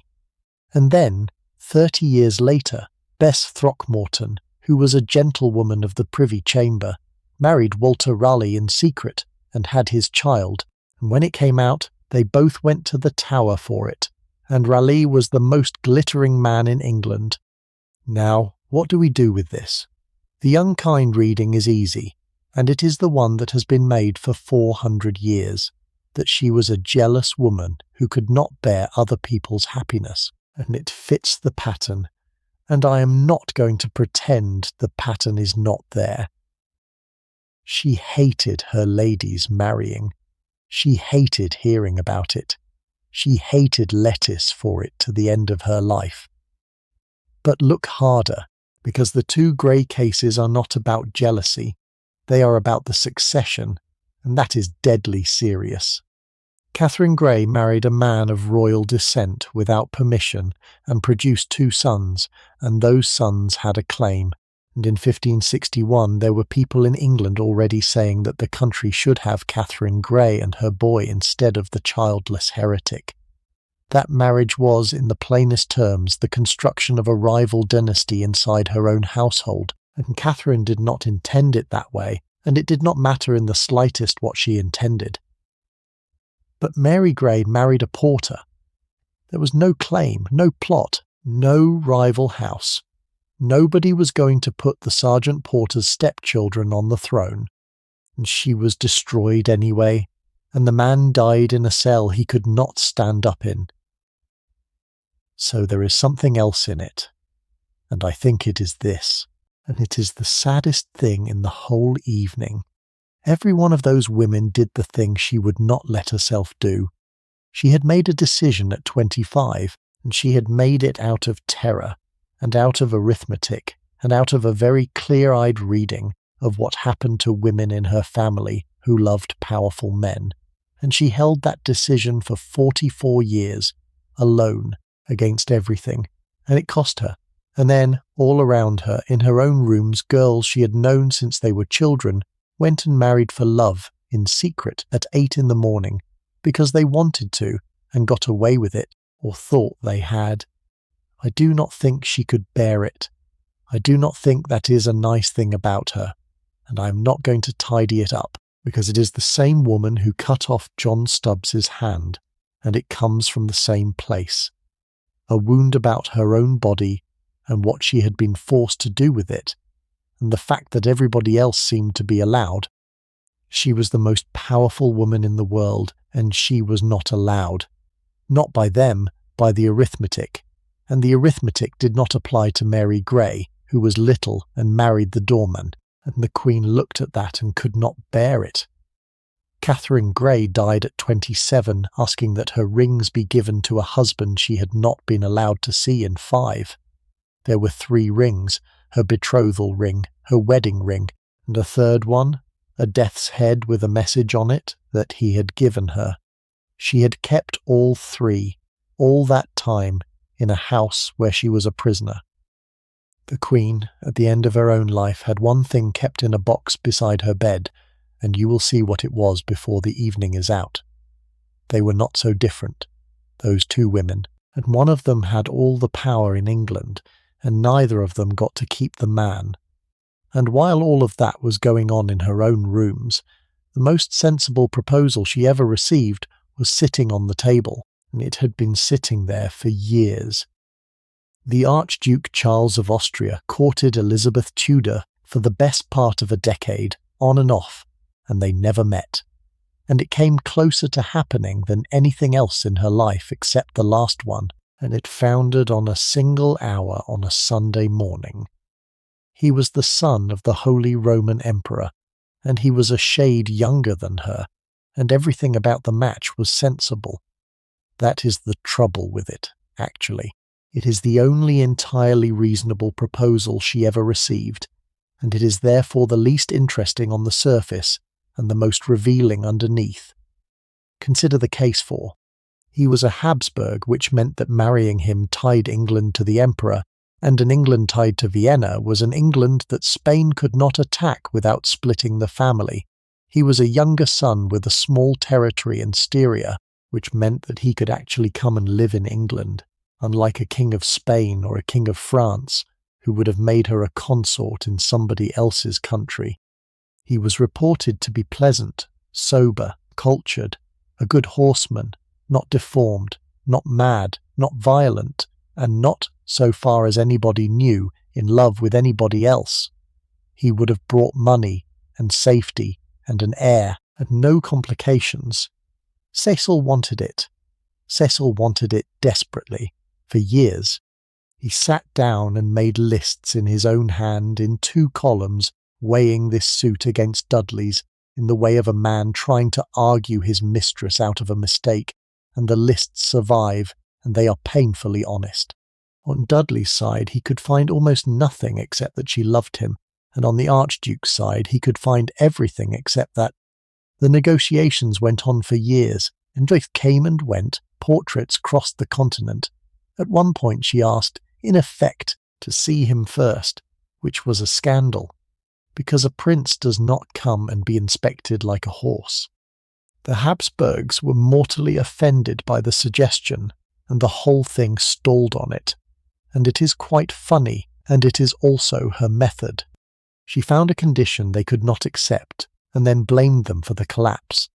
But the real obstacle was the mass. He was Catholic. Not fanatically.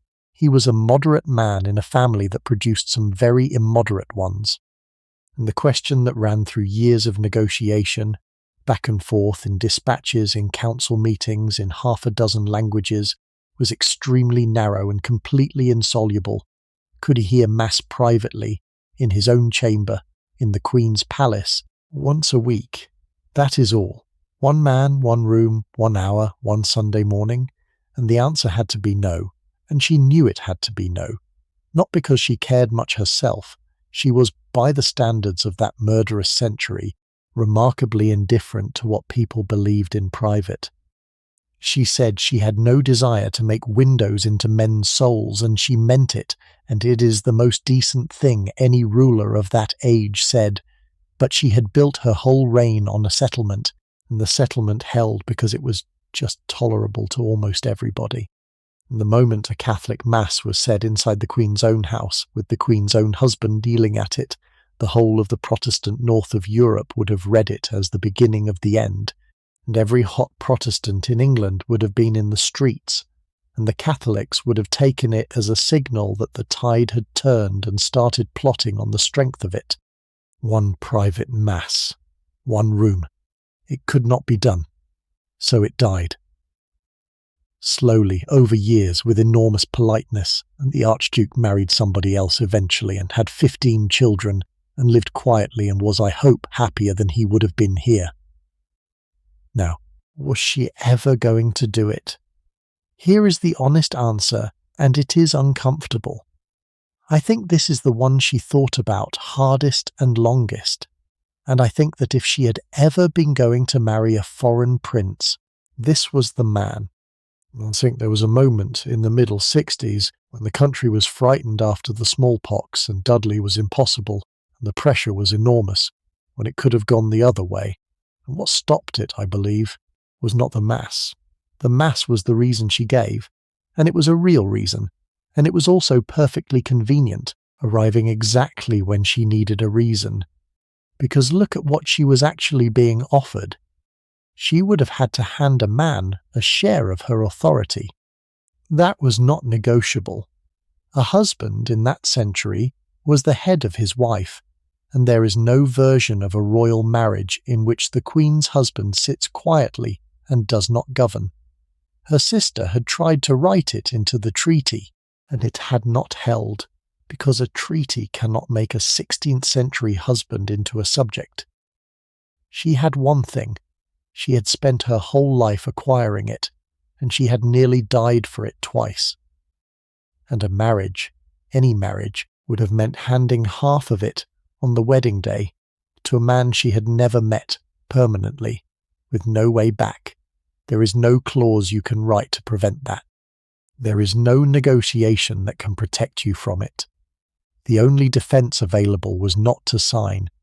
So she talked to the Habsburgs for the best part of a decade, and she got what she wanted out of it, which was the Emperor's goodwill through the most dangerous years of her reign, and she never once said no, and she never once said yes. And while she was doing it, there was a man watching from the far edge of the world who was about to lose patience with her entirely. The Tsar of Russia wanted to marry Elizabeth Tudor, and when she would not, he wrote her the rudest letter any monarch has ever sent another, and her reply is a masterpiece. And the whole episode is the best illustration I know of what her refusals actually cost her in the real world. Ivan IV, whom you know as Ivan the Terrible, though the Russian word is closer to formidable or awe-inspiring than to our sense of it, had come across the English by accident. An English expedition looking for a northeast passage to China had got itself frozen into the White Sea in the 1550s. 2 of the 3 ships were lost with all hands, and the third got through, and its captain went overland to Moscow and was received by the Tsar. And out of that came the Muscovy Company, and the first trade this country ever had with Russia. So there was a relationship, and it mattered. England got cordage and tar and timber and furs out of Russia, and by the time of the Armada, English ships were rigged with Russian rope. And Ivan, who had loved his first wife with a violence that everybody around him noticed, and who had been ruined by her death, and who had gone through several more since, got the idea of an English queen. It seems to have started as something else. He was frightened. That is the thing people forget about the man. His own nobility terrified him, and he believed, with some reason, that they might destroy him, and what he wanted from England initially was a bolt hole. He asked her, formally, for asylum, an undertaking that if things went wrong in Russia, she would give him refuge in England and treat him honourably. And she said yes. That is a remarkable fact. There is a document, and Elizabeth Tudor formally offered Ivan the Terrible sanctuary in England if he was ever driven out, and he offered her the same in Russia, which is the strangest mutual arrangement in the diplomacy of that century. And then he wanted more. He wanted a treaty of alliance, an offensive and defensive league, which would have meant England going to war alongside Russia against Poland and Sweden. That's never going to happen, because England had nothing whatever to gain from a war in the Baltic and everything to lose. And she did what she did. She was gracious. She was warm. She was non-committal.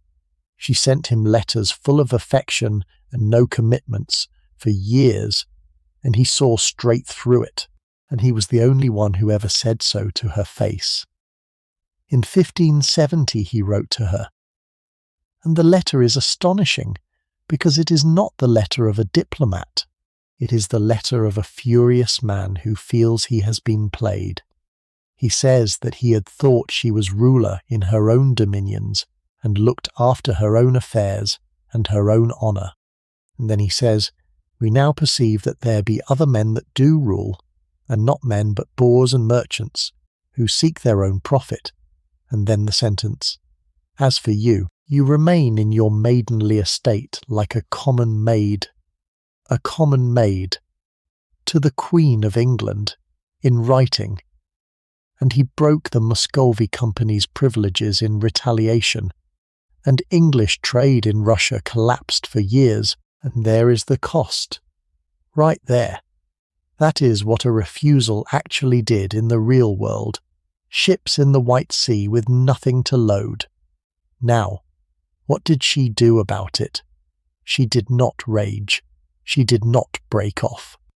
She wrote back, eventually, with an answer that is a small miracle of diplomacy. She corrected him on the point of fact, calmly, and told him that no merchant governed the state and affairs of England, but she herself, in her own person, and that her people obeyed her. And she went on being courteous, and she sent envoys, and over years she got the trade back. And he came back, of course.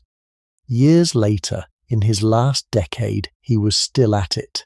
He asked at the end for the hand of one of her cousins instead, a young woman called Mary Hastings, and the Russian ambassador came to England and inspected her in a garden.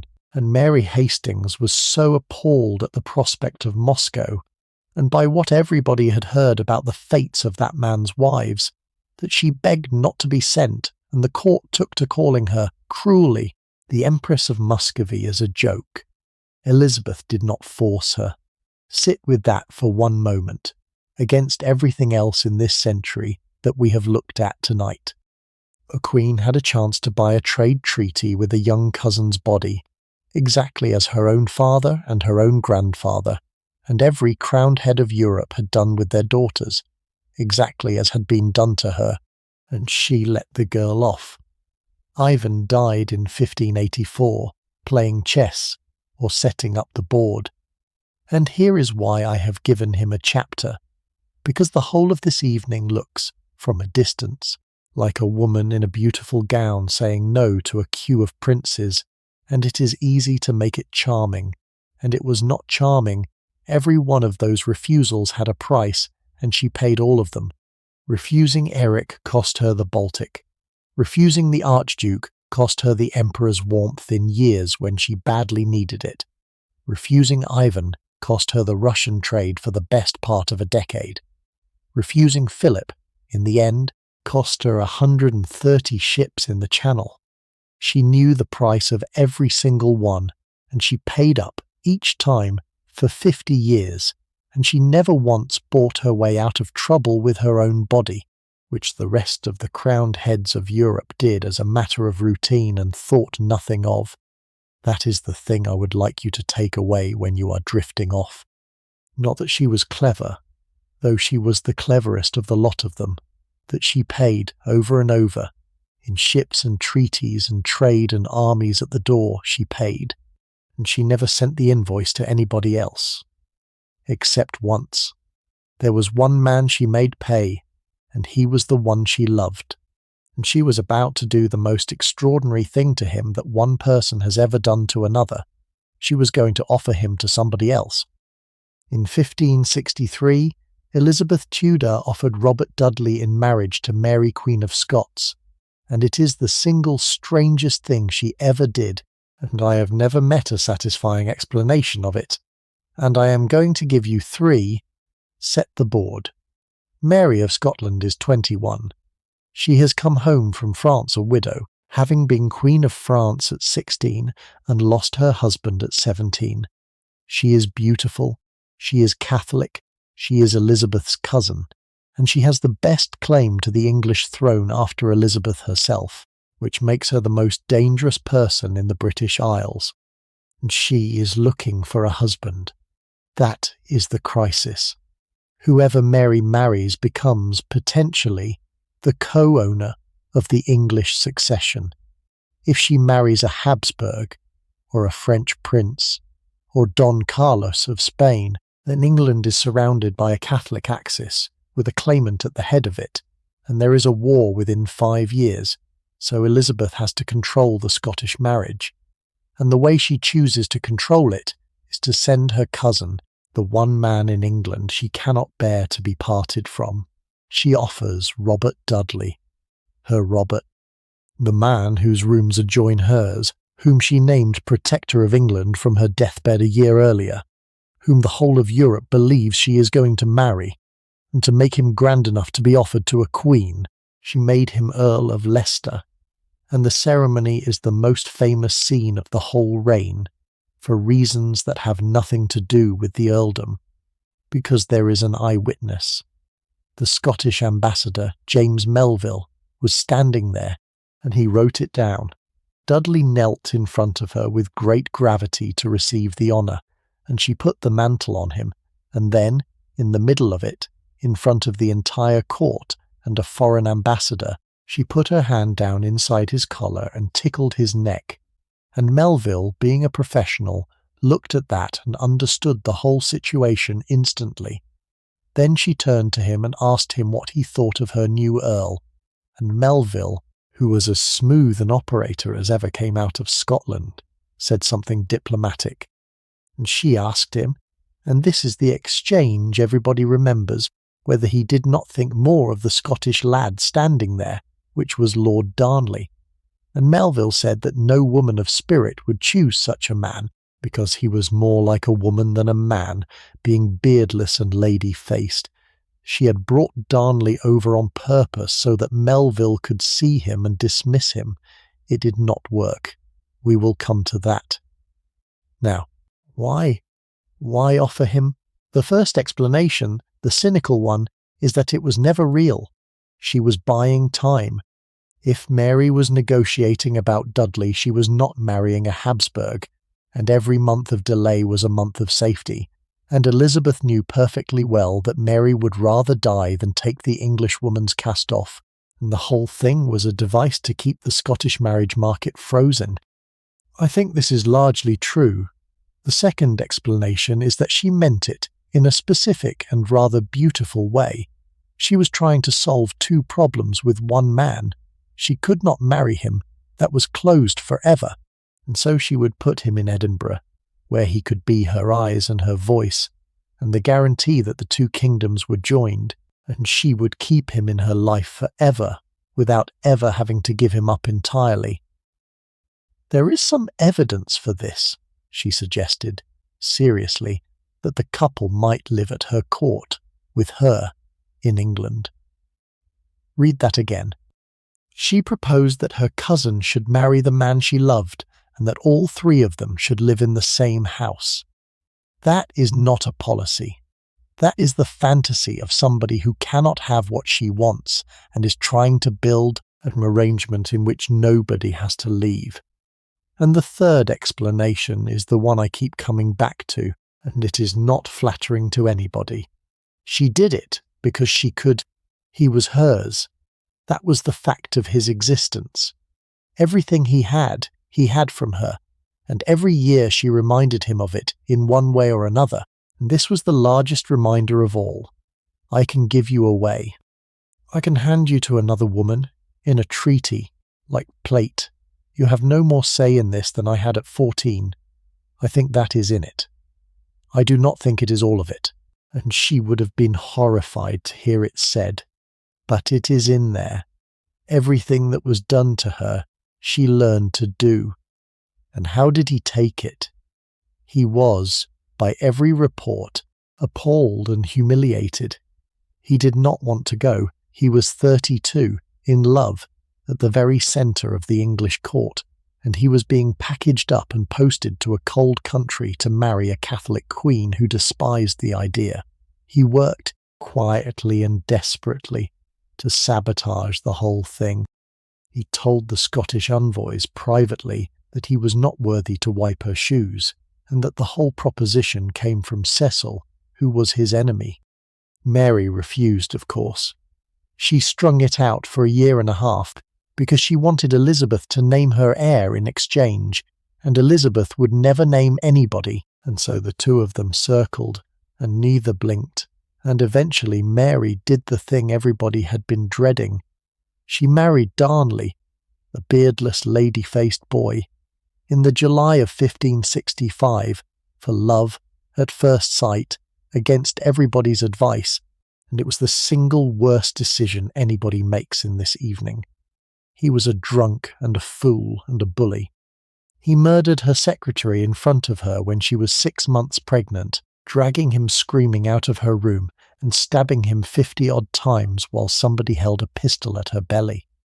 And a year later Darnley was found strangled in a garden after his lodging was blown up with gunpowder. And 3 months after that she married the man everybody believed had done it, and the country rose, and she was deposed, and she came to England for help, and Elizabeth held her prisoner for 19 years, and then had her head cut off. That is the other queen. That is the woman who did marry, who married twice, who married for love. And that is the demonstration, live, in front of Elizabeth Tudor's eyes, over 2 decades. This is what happens to a queen who takes a husband, her cousin, the same blood, the same rank, the same century, did exactly what everybody told Elizabeth to do, and it cost her a secretary, a husband, a throne, her son, her liberty, and finally her head on a block at Fotheringhay. Elizabeth signed that warrant, and then screamed at the man who delivered it, and put him in prison for it, and went into mourning for the cousin she had never once met in her life. But that is 24 years off. In the winter of 1565 the Scottish marriage was over, and Robert Dudley came back to court, and he was Earl of Leicester now, and he was not going anywhere, and he had one last enormous idea about how to make her marry him. In the July of 1575, Robert Dudley made one final attempt to marry the Queen of England, and he did it by throwing the most extravagant party ever held in this country, and it lasted 19 days, and it did not work, and it is the most beautiful failure in English history. The place was Kenilworth in Warwickshire, which she had given him. He had spent the better part of 15 years, and an enormous fortune rebuilding it for exactly this. A great red castle with new lodgings run up specially, a garden made to be looked at from her windows, and a lake. And in the July she came, and stayed 19 days, which is by a long way the longest she ever stopped anywhere on any progress of her life, and he had planned every hour of it. Let me give it to you, because it is a wonder. She arrived in the evening, deliberately, at dusk, and the clocks of the castle were stopped as she came in at the gate. All of them, and they stayed stopped for 19 days, frozen at the hour of her arrival, so that while she was there, time did not pass. That is the single most romantic gesture in the history of this country, and it was made by a man of 42 who had been in love with the same woman since they were children. She crossed the causeway over the water in the dark, and a floating island came towards her across the lake with lights on it, and a woman standing on it representing the Lady of the Lake, who spoke verses saying that she had kept this lake since Arthur's day, and now surrendered it to her, There was a bridge hung with gifts from the gods, cages of birds, baskets of fruit, wine, weapons, all laid out as offerings. There were fireworks that went on for hours and were heard 20 miles away. Some of them fired into the water so that they burned under it, which nobody there had ever seen before. And for 19 days there was hunting and bear baiting and dancing and Italian acrobats and a rustic wedding staged for her amusement and a man who swam across the lake on the back of a mechanical dolphin with a band of musicians hidden inside it. And in all of that, threaded through it, over and over, the pageant said one thing: marry him. That is what the whole 19 days was. The verses were not decoration. They were an argument, in public, in front of the country. There was a piece where Diana, goddess of chastity, searched for a lost nymph, and Juno, goddess of marriage, argued against her, and the ending, which everybody could see coming, was that the nymph should marry. There was a device in which a sibyl foretold the joys of matrimony. He hired the best writers in England, and paid them to spend a fortnight and more telling a woman of 41, in verse, in front of her whole court, that she should take a husband. And she watched all of it, and enjoyed it enormously, and gave nothing. There is one detail that finishes me every time.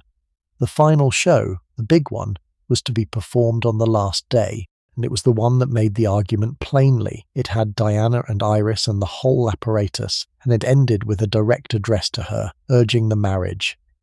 It was never performed. It was cancelled. The official reason given was the weather, or lack of time, and the man who wrote the account says the device was not showed for lack of opportunity, and you can hear him choosing his words. She left early, in the end, and it was raining. He wrote out the pageant afterwards and had it printed because he had paid for it and could not bear for nobody to see it. Now, what happened at Kenilworth? Nobody knows, and everybody has guessed for 400 years. Something did, 19 days, which she gave to nobody else in her life, and then out into the rain before the final show. And whatever was said between those two people in that castle, it was the end of it. After Kenilworth, Robert Dudley never seriously proposed again, and within 3 years he had married somebody else in secret. My own reading is simple. I think he asked her properly for the last time at 42, having spent a fortune and 15 years building a place for her. And she said what she had been saying since she was 14, which was no. And on that occasion, I believe, he finally heard it. She left early because she could not sit through the last pageant. Because the last pageant said marry him in front of everybody, and she had just refused, and she would have had to sit there in the front, on a chair, being told in verse by a hired poet to do the thing she had just told. The man she loved, she would never do, while he sat beside her, and the whole court watched her face. She got in the carriage and went, and it rained, and the clocks at Kenilworth started again. He was there for another 13 winters. He never left her service, never went far from her side, ran her armies, ran her Netherlands campaign, badly, and came home to be forgiven. She wrote to him and quarrelled with him and screamed at him and could not do without him. But nobody ever stopped clocks again. In the September of 1578, in a room at Wanstead at 8 in the morning, Robert Dudley married Lettice Knollys in secret, and when the Queen found out, she never forgave either of them, and she outlived him, and never spoke to her again for 25 years. Let me tell you who Lettice was, because she is not a footnote, and the tabloid version of her is unfair. She was Elizabeth's cousin. Her grandmother was Mary Boleyn, which makes her Anne Boleyn's great niece and the Queen's first cousin once removed. She had been at court since she was a girl, and she had served in the Privy Chamber, and she was, by every account, spectacular, red-haired, like the Queen, and by common consent the most beautiful woman there. There is a line from an ambassador that she was one of the best-looking ladies of the court, and that the Queen could not abide her because of it. She was 9 years younger than Elizabeth. She was married at first to Walter Devereux, who became Earl of Essex, and she had children by him, one of whom, a boy named Robert, is going to walk into the last act of this evening and break everything. Now, the affair. There had been talk about her and Dudley for a long while. Her husband was in Ireland, doing the state's dirty work in the most brutal campaign of the reign, and there were rumours running back to him, and there is an account of him coming home in 1575 and being extremely unhappy, and then going back to Ireland and dying there of dysentery in the September of 1576. And the moment he died, people said Dudley had poisoned him. Of course they did. It was Amy Robsart all over again. 16 years later, a spouse dies conveniently, and the whole of England says Leicester's name. It was almost certainly untrue. Dysentery killed Englishmen in Ireland by the 100, and nobody needed a bottle. But the man had one of those reputations by then that meant every death in his vicinity was a rumour. They married 2 years afterwards.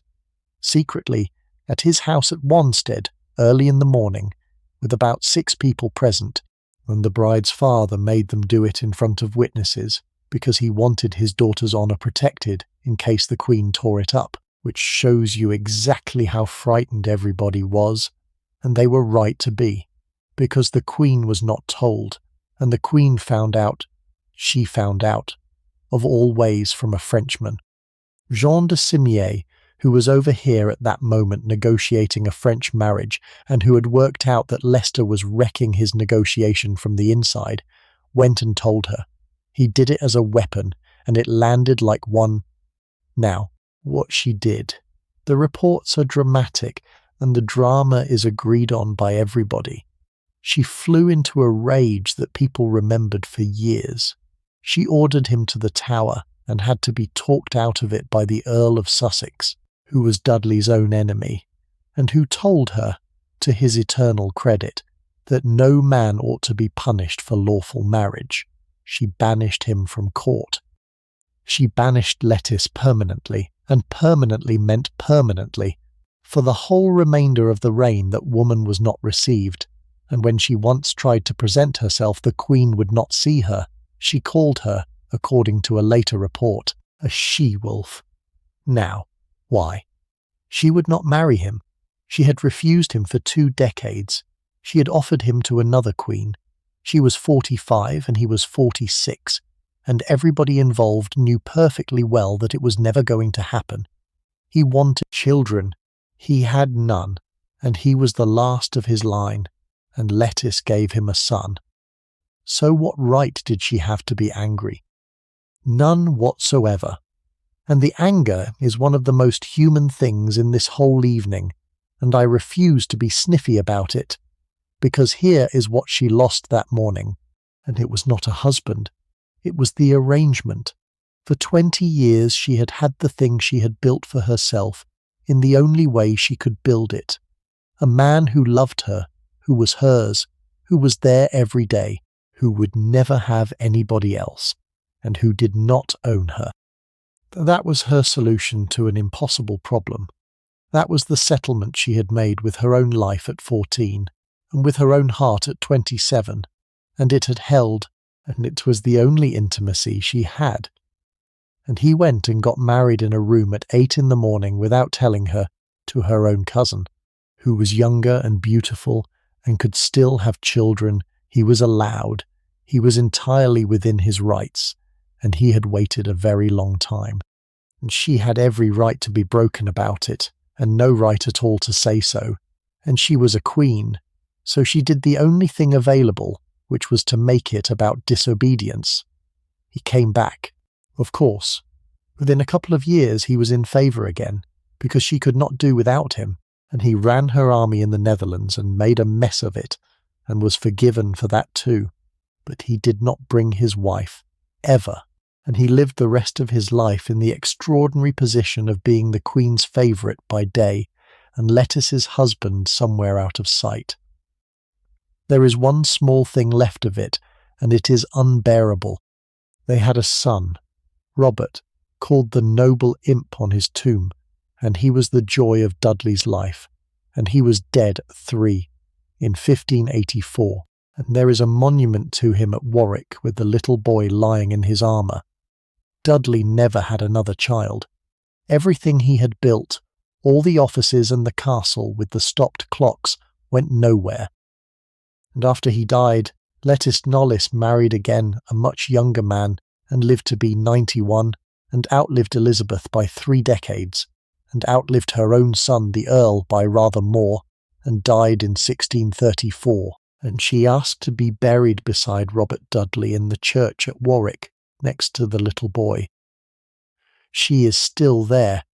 The Queen would not have her in the room for 25 of them, and she got him in the end, for eternity, in the dark, under a stone. And if you want to know what the Queen actually wanted from a man, since it was plainly not this, there are 2 others I have to show you first. There is a kind of man in this story that I have not given you yet, and he is the one who explains her. Never a husband, but not nothing either. Something very particular indeed. Christopher Hatton danced. That is not a joke, and it is not the whole of him, but it is how it started. He was a Northamptonshire gentleman of no particular family at one of the Inns of Court, and he appeared in a mask in front of the Queen in the 1560s. And he was tall, and he was beautiful, and he could dance, and she noticed him, and that was the beginning of a career that ended with him as Lord Chancellor of England. The whole court sneered. There is a line from a man who could not stand him that he came into the court by the galliard, which is a dance, and it was meant to be devastating, and it has followed him for 400 years. And it is unfair, because he turned out to be good. He sat in the Commons for her and managed it for her. He ran her business in the Lords. He was at the end the man who had to preside over the trial of Mary Queen of Scots, and he did it competently, and by then he was one of the 4 or 5 men actually running England. But the letters. Oh, the letters. He wrote to her when he was away in terms that would embarrass a schoolboy, and he meant them, and the extraordinary thing is that she liked it. He tells her that to serve her is heaven, and to lack her is more than hell's torment. He tells her that he loves her and cannot lack her. He signs himself with a symbol, a little drawing, meaning sheep, because she called him her mutton and her lids and her bellwether, which are the nicknames of a woman who is enjoying herself enormously. And here is the thing, he never married. Whether that was calculation, or whether he simply could not do it while she was alive, no one can say. He built the most enormous house at Holdenby, one of the great buildings of that age, and he built it for her, and he would not sleep in the best rooms because they were hers, and she never came. He died in debt to her for a fortune, and the story is that she sat by his bed at the end and fed him with a spoon. Then Walter Raleigh, who was the opposite of Hatton in every way. He was Devon, and he was rough, and he had an accent he never lost that the court laughed at, and he was probably the most talented man of that whole generation. Soldier, sailor, colonizer, chemist, historian, and when he felt like it, the best poet at that court after Sidney. He arrived in the 1580s, at the exact moment when Leicester was aging, and Hatton was becoming an administrator, and she was in her 50s and lonely. The cloak in the puddle is not true, or at least it turns up first in a book written 70 years later by a man collecting anecdotes, and it is exactly the sort of thing that gets invented. What is true is better. He wrote on a window with a diamond that he was afraid to climb, and she wrote underneath it that if his heart failed him, he should not climb at all, which is one of the great flirtations of the language.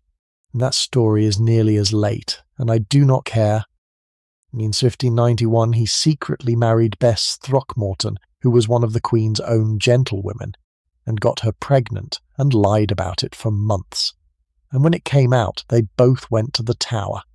And that is the pattern completing itself. And this is why these 2 men are in the evening Look at what she wanted from them. Not marriage. She had settled that at 25. She wanted exactly what Hatton gave her. Adoration, in writing, from a distance, permanently, from a man who would not go and get a wife. She wanted to be the object of a courtly love that never resolved, forever. And that is not vanity. Or it is not only vanity. Think about what she was.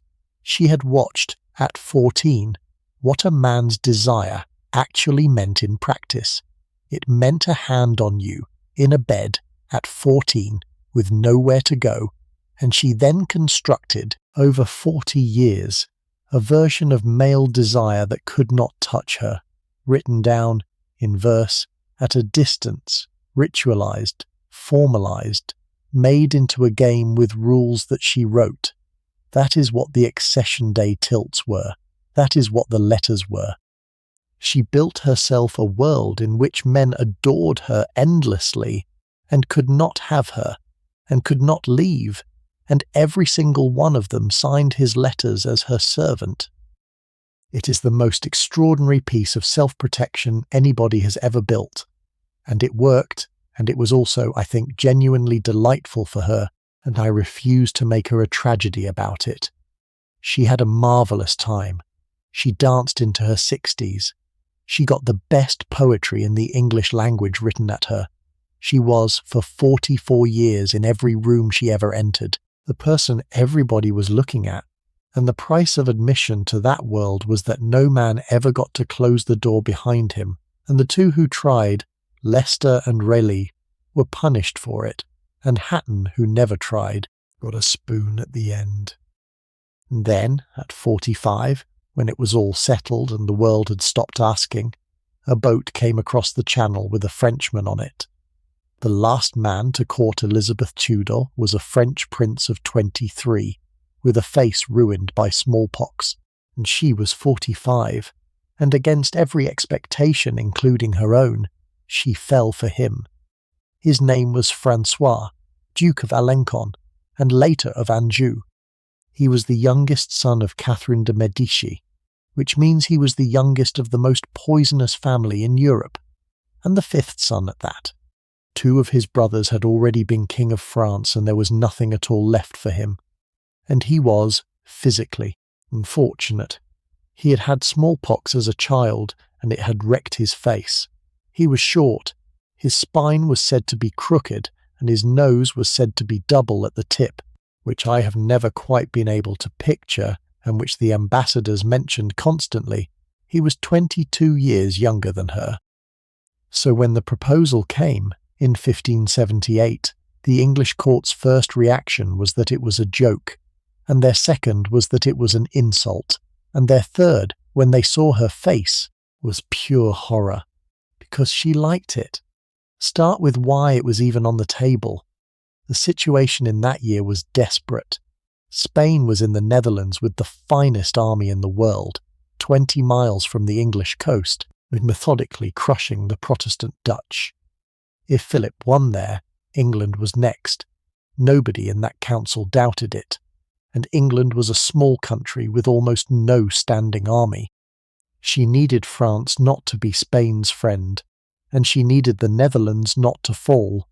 And here was a French prince who wanted, more than anything, to be somebody, and who would take an army into the Netherlands to fight the Spanish if you gave him a reason. So it was policy. It began as policy. And then Alencon did the one thing that no other suitor in 25 years had ever done. He sent a man who could court her properly, and then he came himself.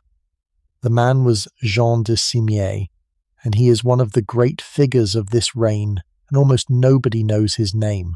He was Alencon's master of the wardrobe and a professional charmer, and he arrived in the January of 1579 and set about the Queen of England with a skill that is genuinely breathtaking to read about. He flirted with her. Outrageously, personally. In French, every day he wrote her notes. He stole her handkerchief and her nightcap out of her chamber to send to his master, and she laughed and let him.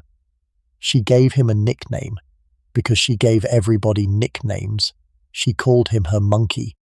And when the Duke's own name came up, she called him her frog. And there is a theory that Simier had given her a frog-shaped jewel, and there is another that it was simply because he was French and she was being naughty, and I do not much mind which. That court had never seen anything like it.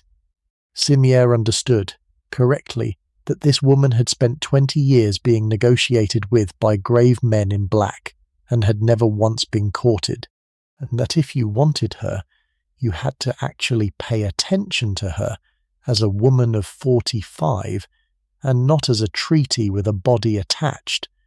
The English hated him.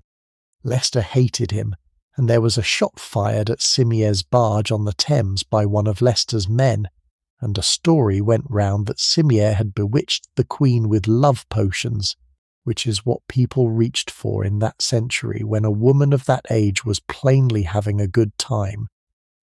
And in the August, the Duke came, in person, secretly, unannounced, across the Channel, which no suitor had ever done in her entire life. 25 years of proposals, and he was the only one who ever bothered to show up. They met at Greenwich, and whatever anybody expected, what actually happened is that they got on, immediately and enormously. He was ugly, and he was charming, and he was funny, and he did not care about her being older, and she was, by every report, lit up. They spent 12 days together. He hid in a gallery to watch her dance, and she caught him at it, and she was delighted rather than furious. She had never had this.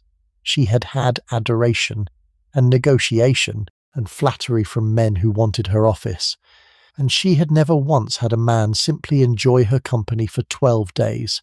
Now, the honest question, was it real? Yes, I think it was real. And I think it is the only time in this whole evening that she was in danger of her own feelings. But look at what real means here. She was 45. The pox that nearly killed her had not scarred her, but she had spent 20 years being told by parliaments that her body was a public matter, and she was now at the very end of the possibility of a child, and every single person in England knew it and was counting. He was the last one. There was never going to be another. And he was funny, and he wanted her, and he had crossed the sea to say so. I think what she felt at Greenwich was not a schoolgirl's infatuation, and the men around her who described it that way were being unkind and afraid. It was the sensation of a door that had been open her whole life beginning, finally, to swing shut, and a man standing in it, waving. She wanted to marry him. I have come to believe that, and I did not always. The evidence is in what happened next, and what happened next is the worst month of her reign, and it ends with a man's hand nailed to a board and a queen crying in front of her council. England said no, and it said it very loudly, and the way she was told is one of the ugliest things that ever happened to her, and one of the ugliest things she ever did. Here is the objection. He was French. That alone was almost enough. The English had been fighting France for 200 years, and every man in that country had been raised on it. He was Catholic.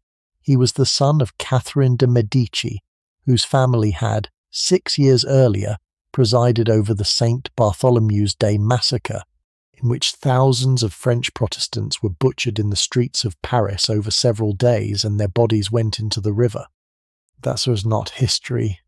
That was in living memory, and the English Protestants had watched it and had never got over it, and now the Queen wanted to marry that woman's son, and he was 22 years younger, and she was 45, and the whole country was doing the arithmetic about childbirth in a woman of that age, out loud, and the numbers were frightening. Women died. Her own grandmother had had her father at 13, and never had another child, and Elizabeth had grown up in a family that had buried women in childbed with terrible regularity. There were serious men on her council who believed that this marriage would kill her and said so. The council actually split formally, and they voted, and it came out roughly even, and they went to her and said that they were divided and would follow her wish. And she cried. That is in the reports, and it is the only time anything like it is recorded of her in a council. They came to her and said, in effect, that they would not take responsibility, that she must decide, and she wept, and told them that she had expected them to have asked her to marry him, and that they had not, and she was distressed at it. She wanted them to make her do it. That is what that scene is. She wanted the men who had spent 20 years shouting at her to marry to stand up one final time and shout at her to marry this one and give her the cover she needed. And they would not. Then the pamphlet. A lawyer called John Stubbs wrote a book against the marriage. It was called, roughly, The Discovery of a Gaping Gulf into which England will be swallowed by another French marriage. It was as a Protestant broadside. It was well written, and it was popular, and it was, in places, deeply personal about her.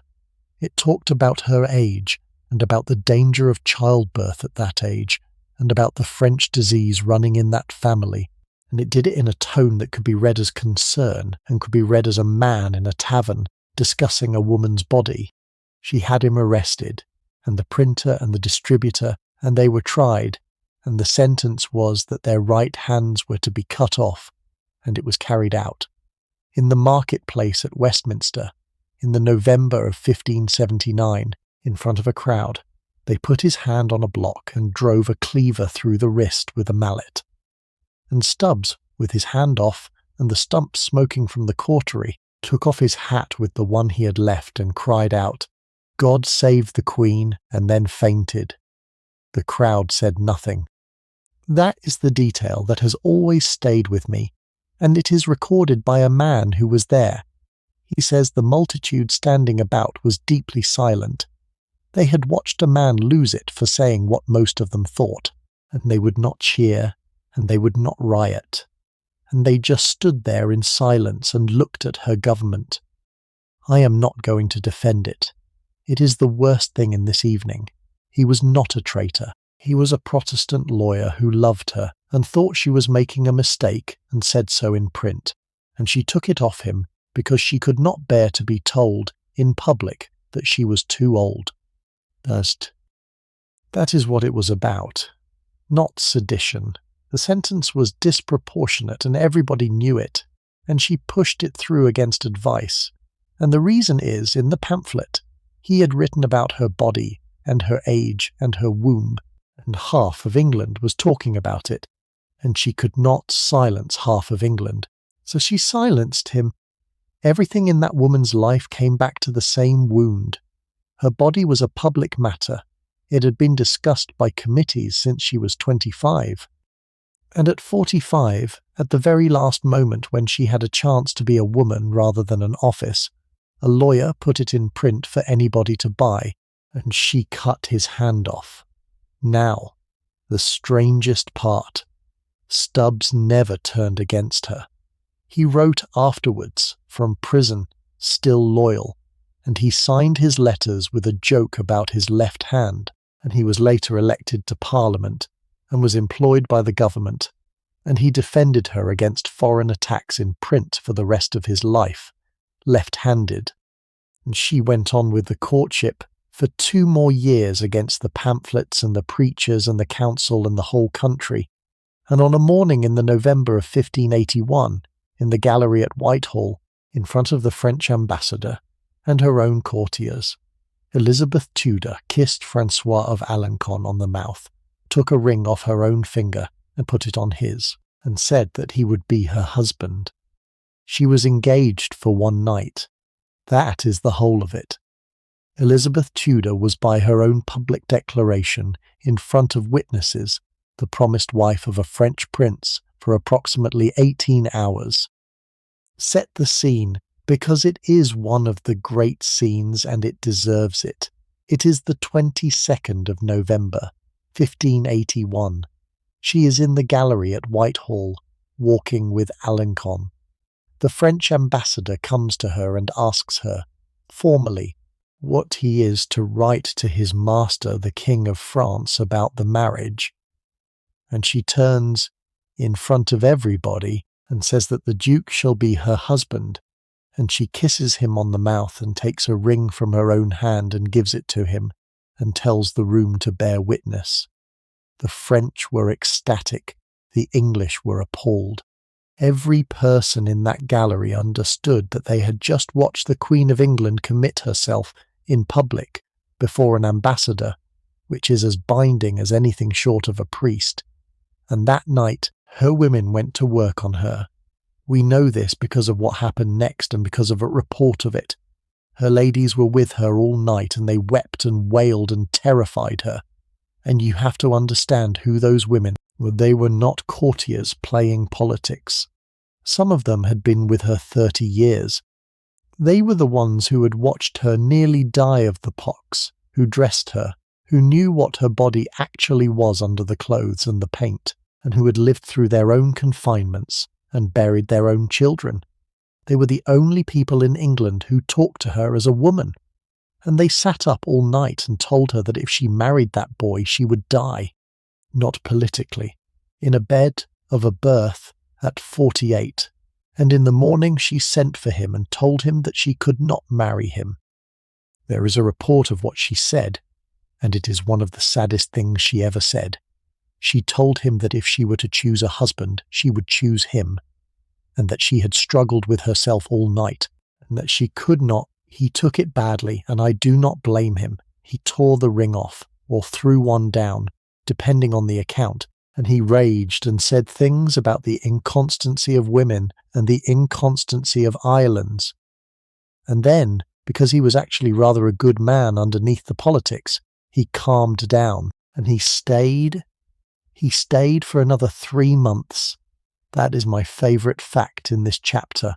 He had been publicly refused in the most humiliating way possible, and he stayed in her country until the February, and they were, by every account, perfectly happy together, and she paid him an enormous sum to go and fight the Spanish in the Netherlands, and he went. And then, in the February of 1582, she took him to Canterbury and put him on a ship.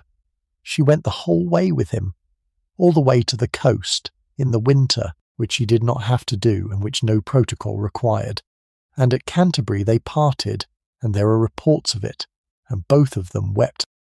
Elizabeth Tudor, who had spent her whole life refusing to be seen wanting anything, went back to her rooms and wrote a poem. It survives.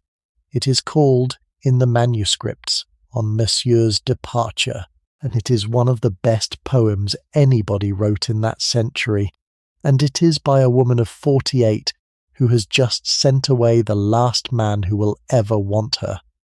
I am not going to recite it to you, because it is hers and it is short and it deserves to be read whole, and because I would rather tell you what is in it.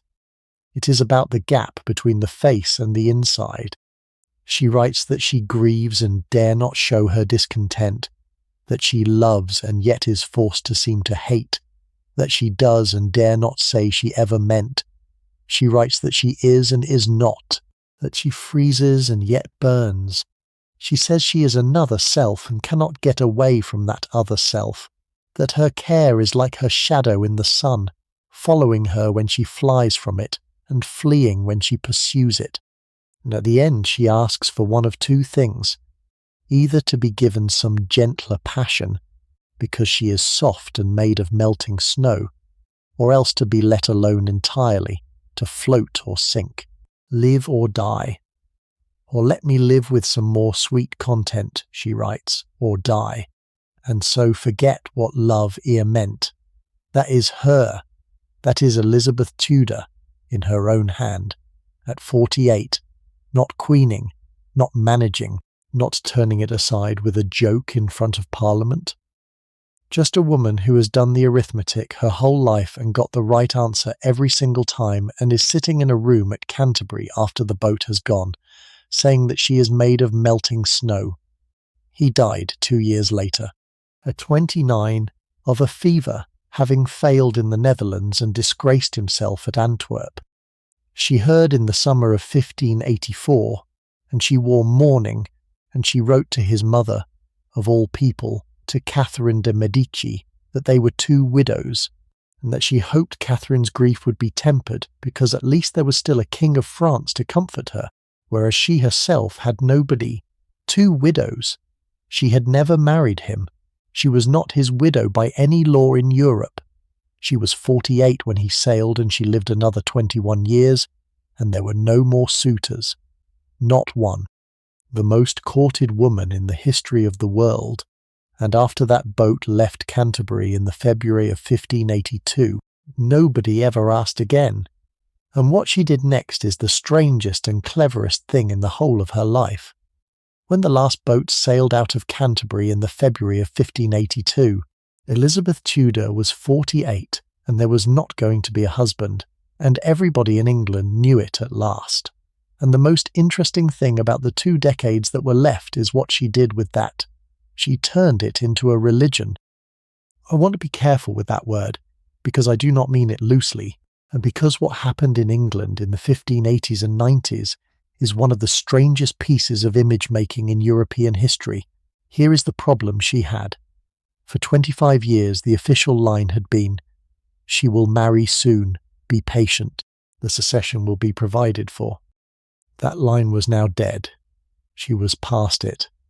And a queen who cannot produce an heir and cannot take a husband is, in the plain arithmetic of that century, a failure, and every enemy she had was about to say so loudly, in print, in 4 languages. So she got in first, and she did the boldest thing available. She took the failure and made it the point.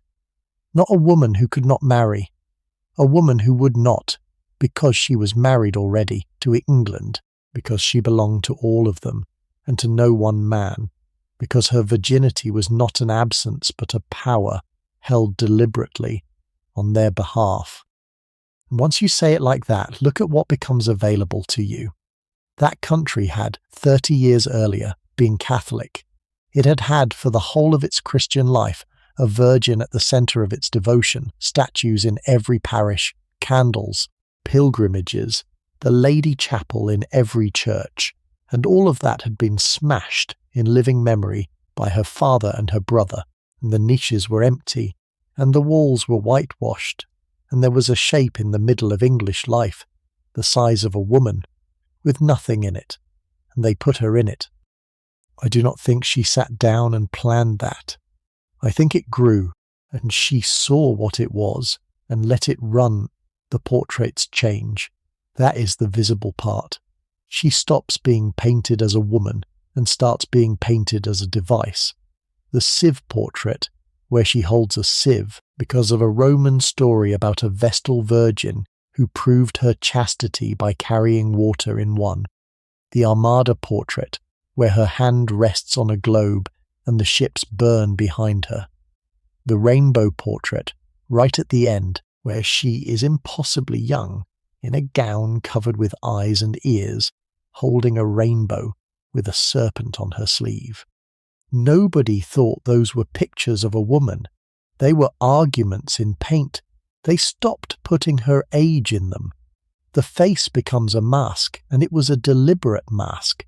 There was an actual attempt to control the pattern, so that painters worked from an approved likeness and did not paint what was in front of them, which by the 1590s was an old woman with bad teeth and a wig, and they gave her names Gloriana out of a poem. Astrea, the just virgin of the golden age who returns to earth, Cynthia, the moon, who is chaste and who moves the tides, which is a very clever thing to call a queen with a navy Belphoebe, the fairy queen. Half the poets in England spent 20 years writing about her as though she were a goddess, and some of them were sincere, and all of them wanted a place. And there were the accession day tilts, and this is my favourite bit, because it is the most human. Every 17th of November, the anniversary of the day she came to the throne, there was a tournament. It became a national festival, with bells rung in every parish, and the knights who tilted came in with devices and speeches, each of them announcing himself as her servant, and the whole thing was a piece of pageantry in which the flower of English chivalry publicly and annually paid court to a woman in her 50s, and then her 60s, as though she were the most beautiful thing alive. There is a man in this, and I have to give him to you. Sir Henry Lee was her champion, and he ran those tilts for years, and when he retired, at 59, in 1590, he did it in a ceremony in front of her, and a boy sang a song written for the occasion about an old knight hanging up his armour. It survives.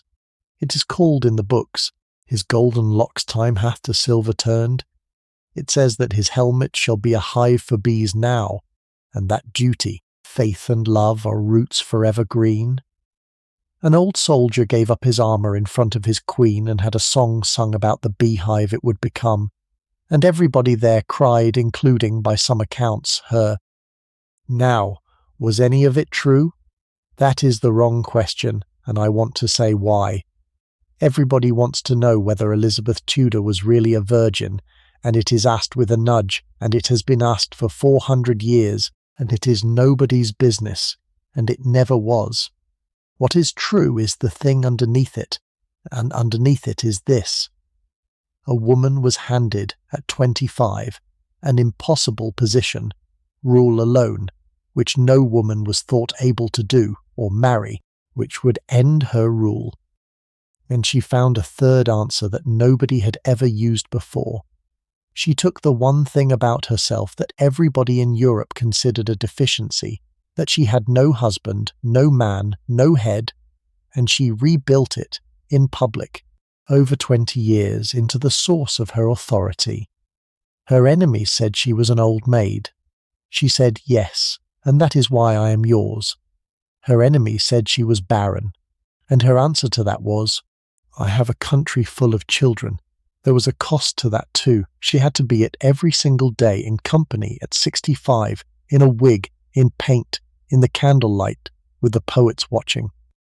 It was armour, and it was heavy, and she never once put it down in public in 20 years. She put it down once, on paper, at Canterbury, and wrote that she was made of melting snow, and did not publish it. And now we are nearly at the end. There is one more man, and he was the first and the truest, and the only one who ever really had her, and by the summer of 1588 he had been standing beside her for 30 years.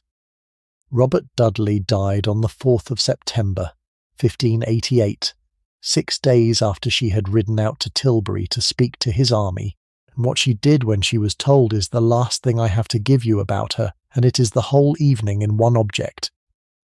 Set it. That summer is the summer.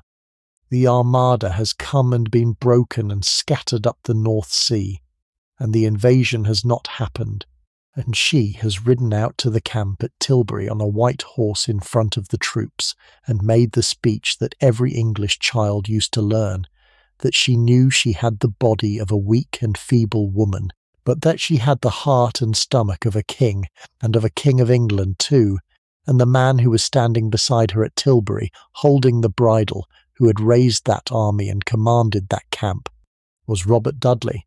He was the Lieutenant General. 30 years on from the Tower, from Amy Robsart, from Kenilworth and the stopped clocks, from Lettuce, he was at her side at the single greatest moment of her life, and it was the last thing they ever did together. He left the camp a few days later to go and take the waters at Buxton. He was 56 and he was unwell, and he had been for a while, and on the way, at a house at Cornbury in Oxfordshire, he died. It was probably malaria.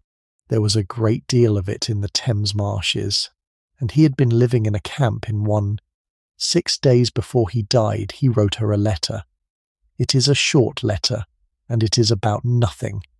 He thanks her for a token she sent him. He asks after her health, which he says is the chief thing in this world he prays for, and he tells her where he is going and that he hopes to find better health. It is the letter of a man writing to somebody he has written to 1,000 times. He signs it as her most faithful and obedient servant. That is the last letter Robert Dudley ever wrote to anybody. When they told her, she went into her chamber and shut the door and would not come out and would not answer. She stayed in there for days. And in the end, William Cecil, who had spent his entire career trying to keep that man away from her, gave the order to break the door down because she had not eaten and they could not get in. That is the great queen. That is the woman who had refused the whole of Europe for 30 years and had just beaten the Spanish Empire, locked in a room with her hands over her ears. And afterwards she took that letter, the little nothing of a letter about the waters at Buxton, and she wrote on the outside of it in her own hand 3 words, his last letter, and she put it in a small casket by her bed, and it stayed there, and she kept it there for the rest of her life, for 14.5 years, through everything, and it was found in that box when she died. 14 years. It is still in the National Archives. You can look at the endorsement in her handwriting. Now the last man, and then we are finished. Robert Devereux, Earl of Essex, was Lettice Knollys's son. Take a moment with that, because history has a black sense of humour. The last favourite of Elizabeth's life, the one who tore the end of her reign to pieces, was the child of the woman she had banished for marrying the man she loved, and he was Dudley's stepson, and Dudley brought him to court and presented him to her. He was 1/3 of a century younger than her. He was beautiful and brave and charming, and he was, by any reasonable assessment, unstable. He was also the great-great-grandson of Mary Boleyn, which made him her cousin, which made him family, which is what she wanted at the end. And what happened between them was not romance, whatever the paintings suggest. It was a woman in her 60s who had lost every single person she had ever loved, and a young man who reminded her of them, and who mistook her indulgence for weakness, and pushed, and once, in a council meeting, when she told him something he did not like, turned his back on her, and she boxed his ear, and he put his hand on his sword, and said he would not have taken that from her father. She had him beheaded in the end. In the February of 1601, after he rode into London with 200 men and tried to raise the city against her government, there was no choice at all. She was 67, and she signed it, and he was killed in the Tower, and she never spoke of it. There is a story about a ring that she had given him, which he sent her from the Tower begging for mercy, and which was intercepted and never delivered. And it is a beautiful story, and it is not true. It was invented decades later. I mention it only because it tells you what people needed to believe about her, that she had a heart, and that somebody hid it from her. She died on the 24th of March 1603, at Richmond, at 69, having reigned 44 years. In the last weeks she refused her bed. She stood on her feet for hour after hour, and then lay on cushions on the floor, and would not eat, and would not have a physician, and would not name a successor, until she was past speaking. She had spent her whole life not being told what to do with her body, and she was not going to start at the end. The box was still beside her. So, 25 suitors, near enough, over 50 years, and not one wedding.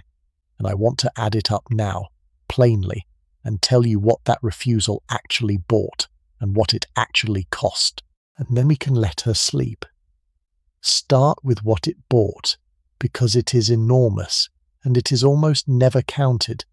She kept the country out of a war for 30 years. Not entirely, and not forever, but consider what a marriage would have done. Marry Spain and England is a Habsburg province and fights France. Marry France and England is dragged into the French wars of religion and probably has its own. Marry the Archduke and England is in the Emperor's quarrels in Germany. Marry Eric and England is at war in the Baltic with Denmark and Poland over herring. Every single one of those matches was a war, and she took none of them. And the 3 decades of peace that gave this country are the reason there was money to spend on ships, and the reason there was a generation with enough leisure to sit in a wooden theatre on the south bank of the Thames. She kept the religious settlement. That is the second thing. Any foreign husband was Catholic. There was no Protestant prince of sufficient standing anywhere in Europe, and that is simply a fact of the map. A Catholic king consort in England in the 1560s, and there is a war of religion here, of the kind that killed hundreds of thousands in France and Germany and the Netherlands. It did not happen here. It very nearly did, several times. And it did not. And one of the reasons is that there was never a Catholic in her bed with an interest. And she kept the crown whole. This is the one nobody says. A queen who marries hands her authority to a man. That was not opinion. It was law and custom and scripture and everybody's assumption. Her sister tried to write around it and could not. And so the entire authority of the English monarchy stayed in one pair of hands, undivided, for 44 years. And those hands were competent. And that is why the reign works. The whole of what we call Elizabethan England, the ships, the playhouses, the settlement, the peace, the money, the confidence, rests on a decision one woman made and held against the united pressure of every man she knew for a quarter of a century. Now the cost, and I am not going to sell you the triumphant version, because there was a cost, and she paid it in cash.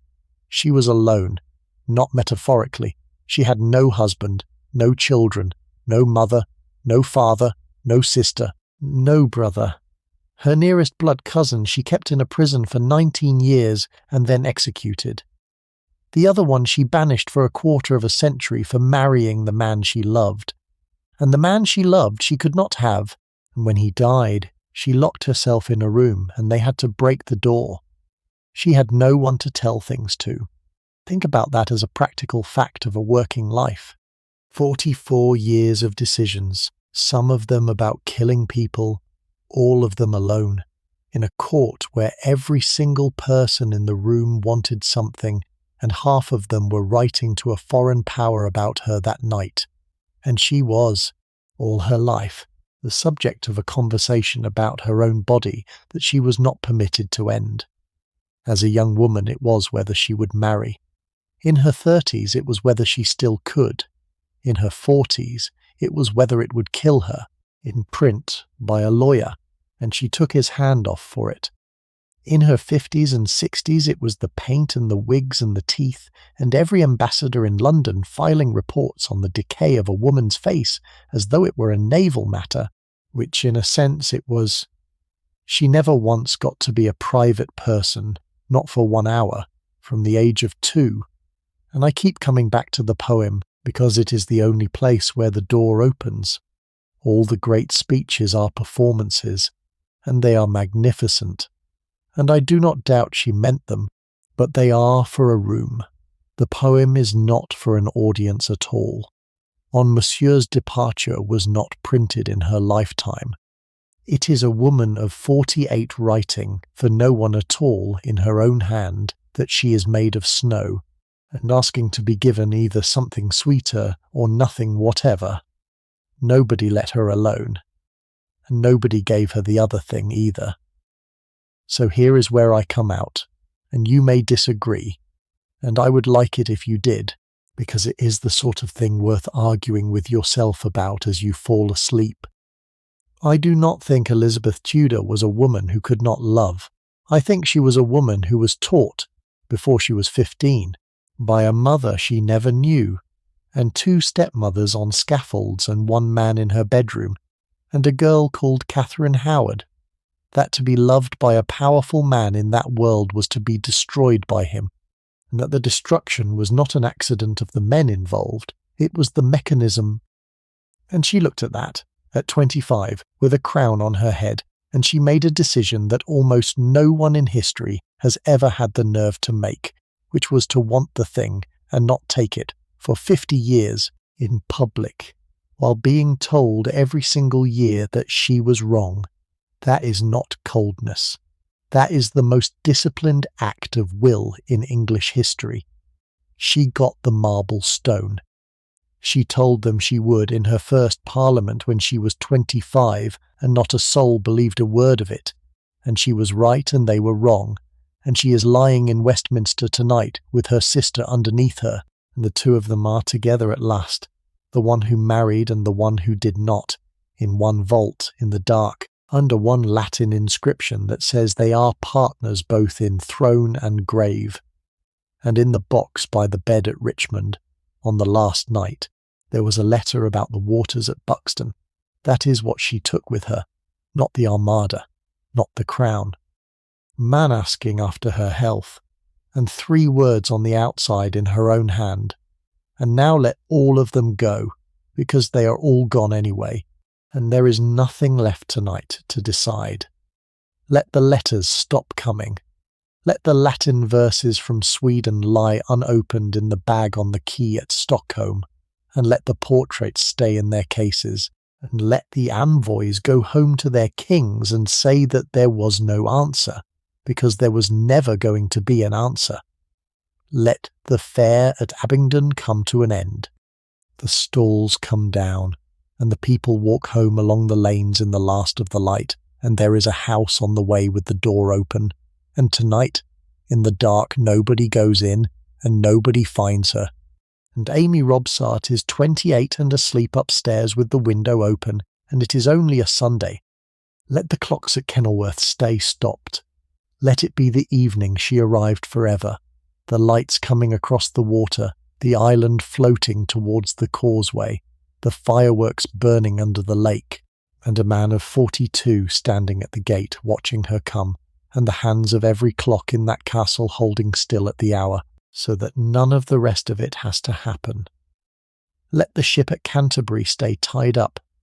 Let the wind be wrong. Let it be an ordinary February afternoon on the Kent coast, with 2 people talking, and no boat going anywhere, and nothing to write a poem about, and let the palace at Richmond be quiet.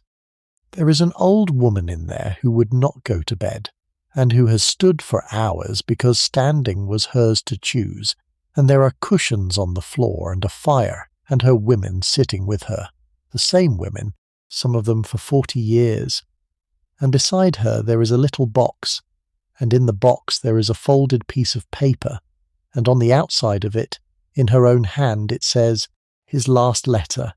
She never opened it again. She did not need to. She knew what it said. It said that he hoped she was well, and that it was the chief thing in the world he prayed for. Rest now. Nobody is coming with a proposal.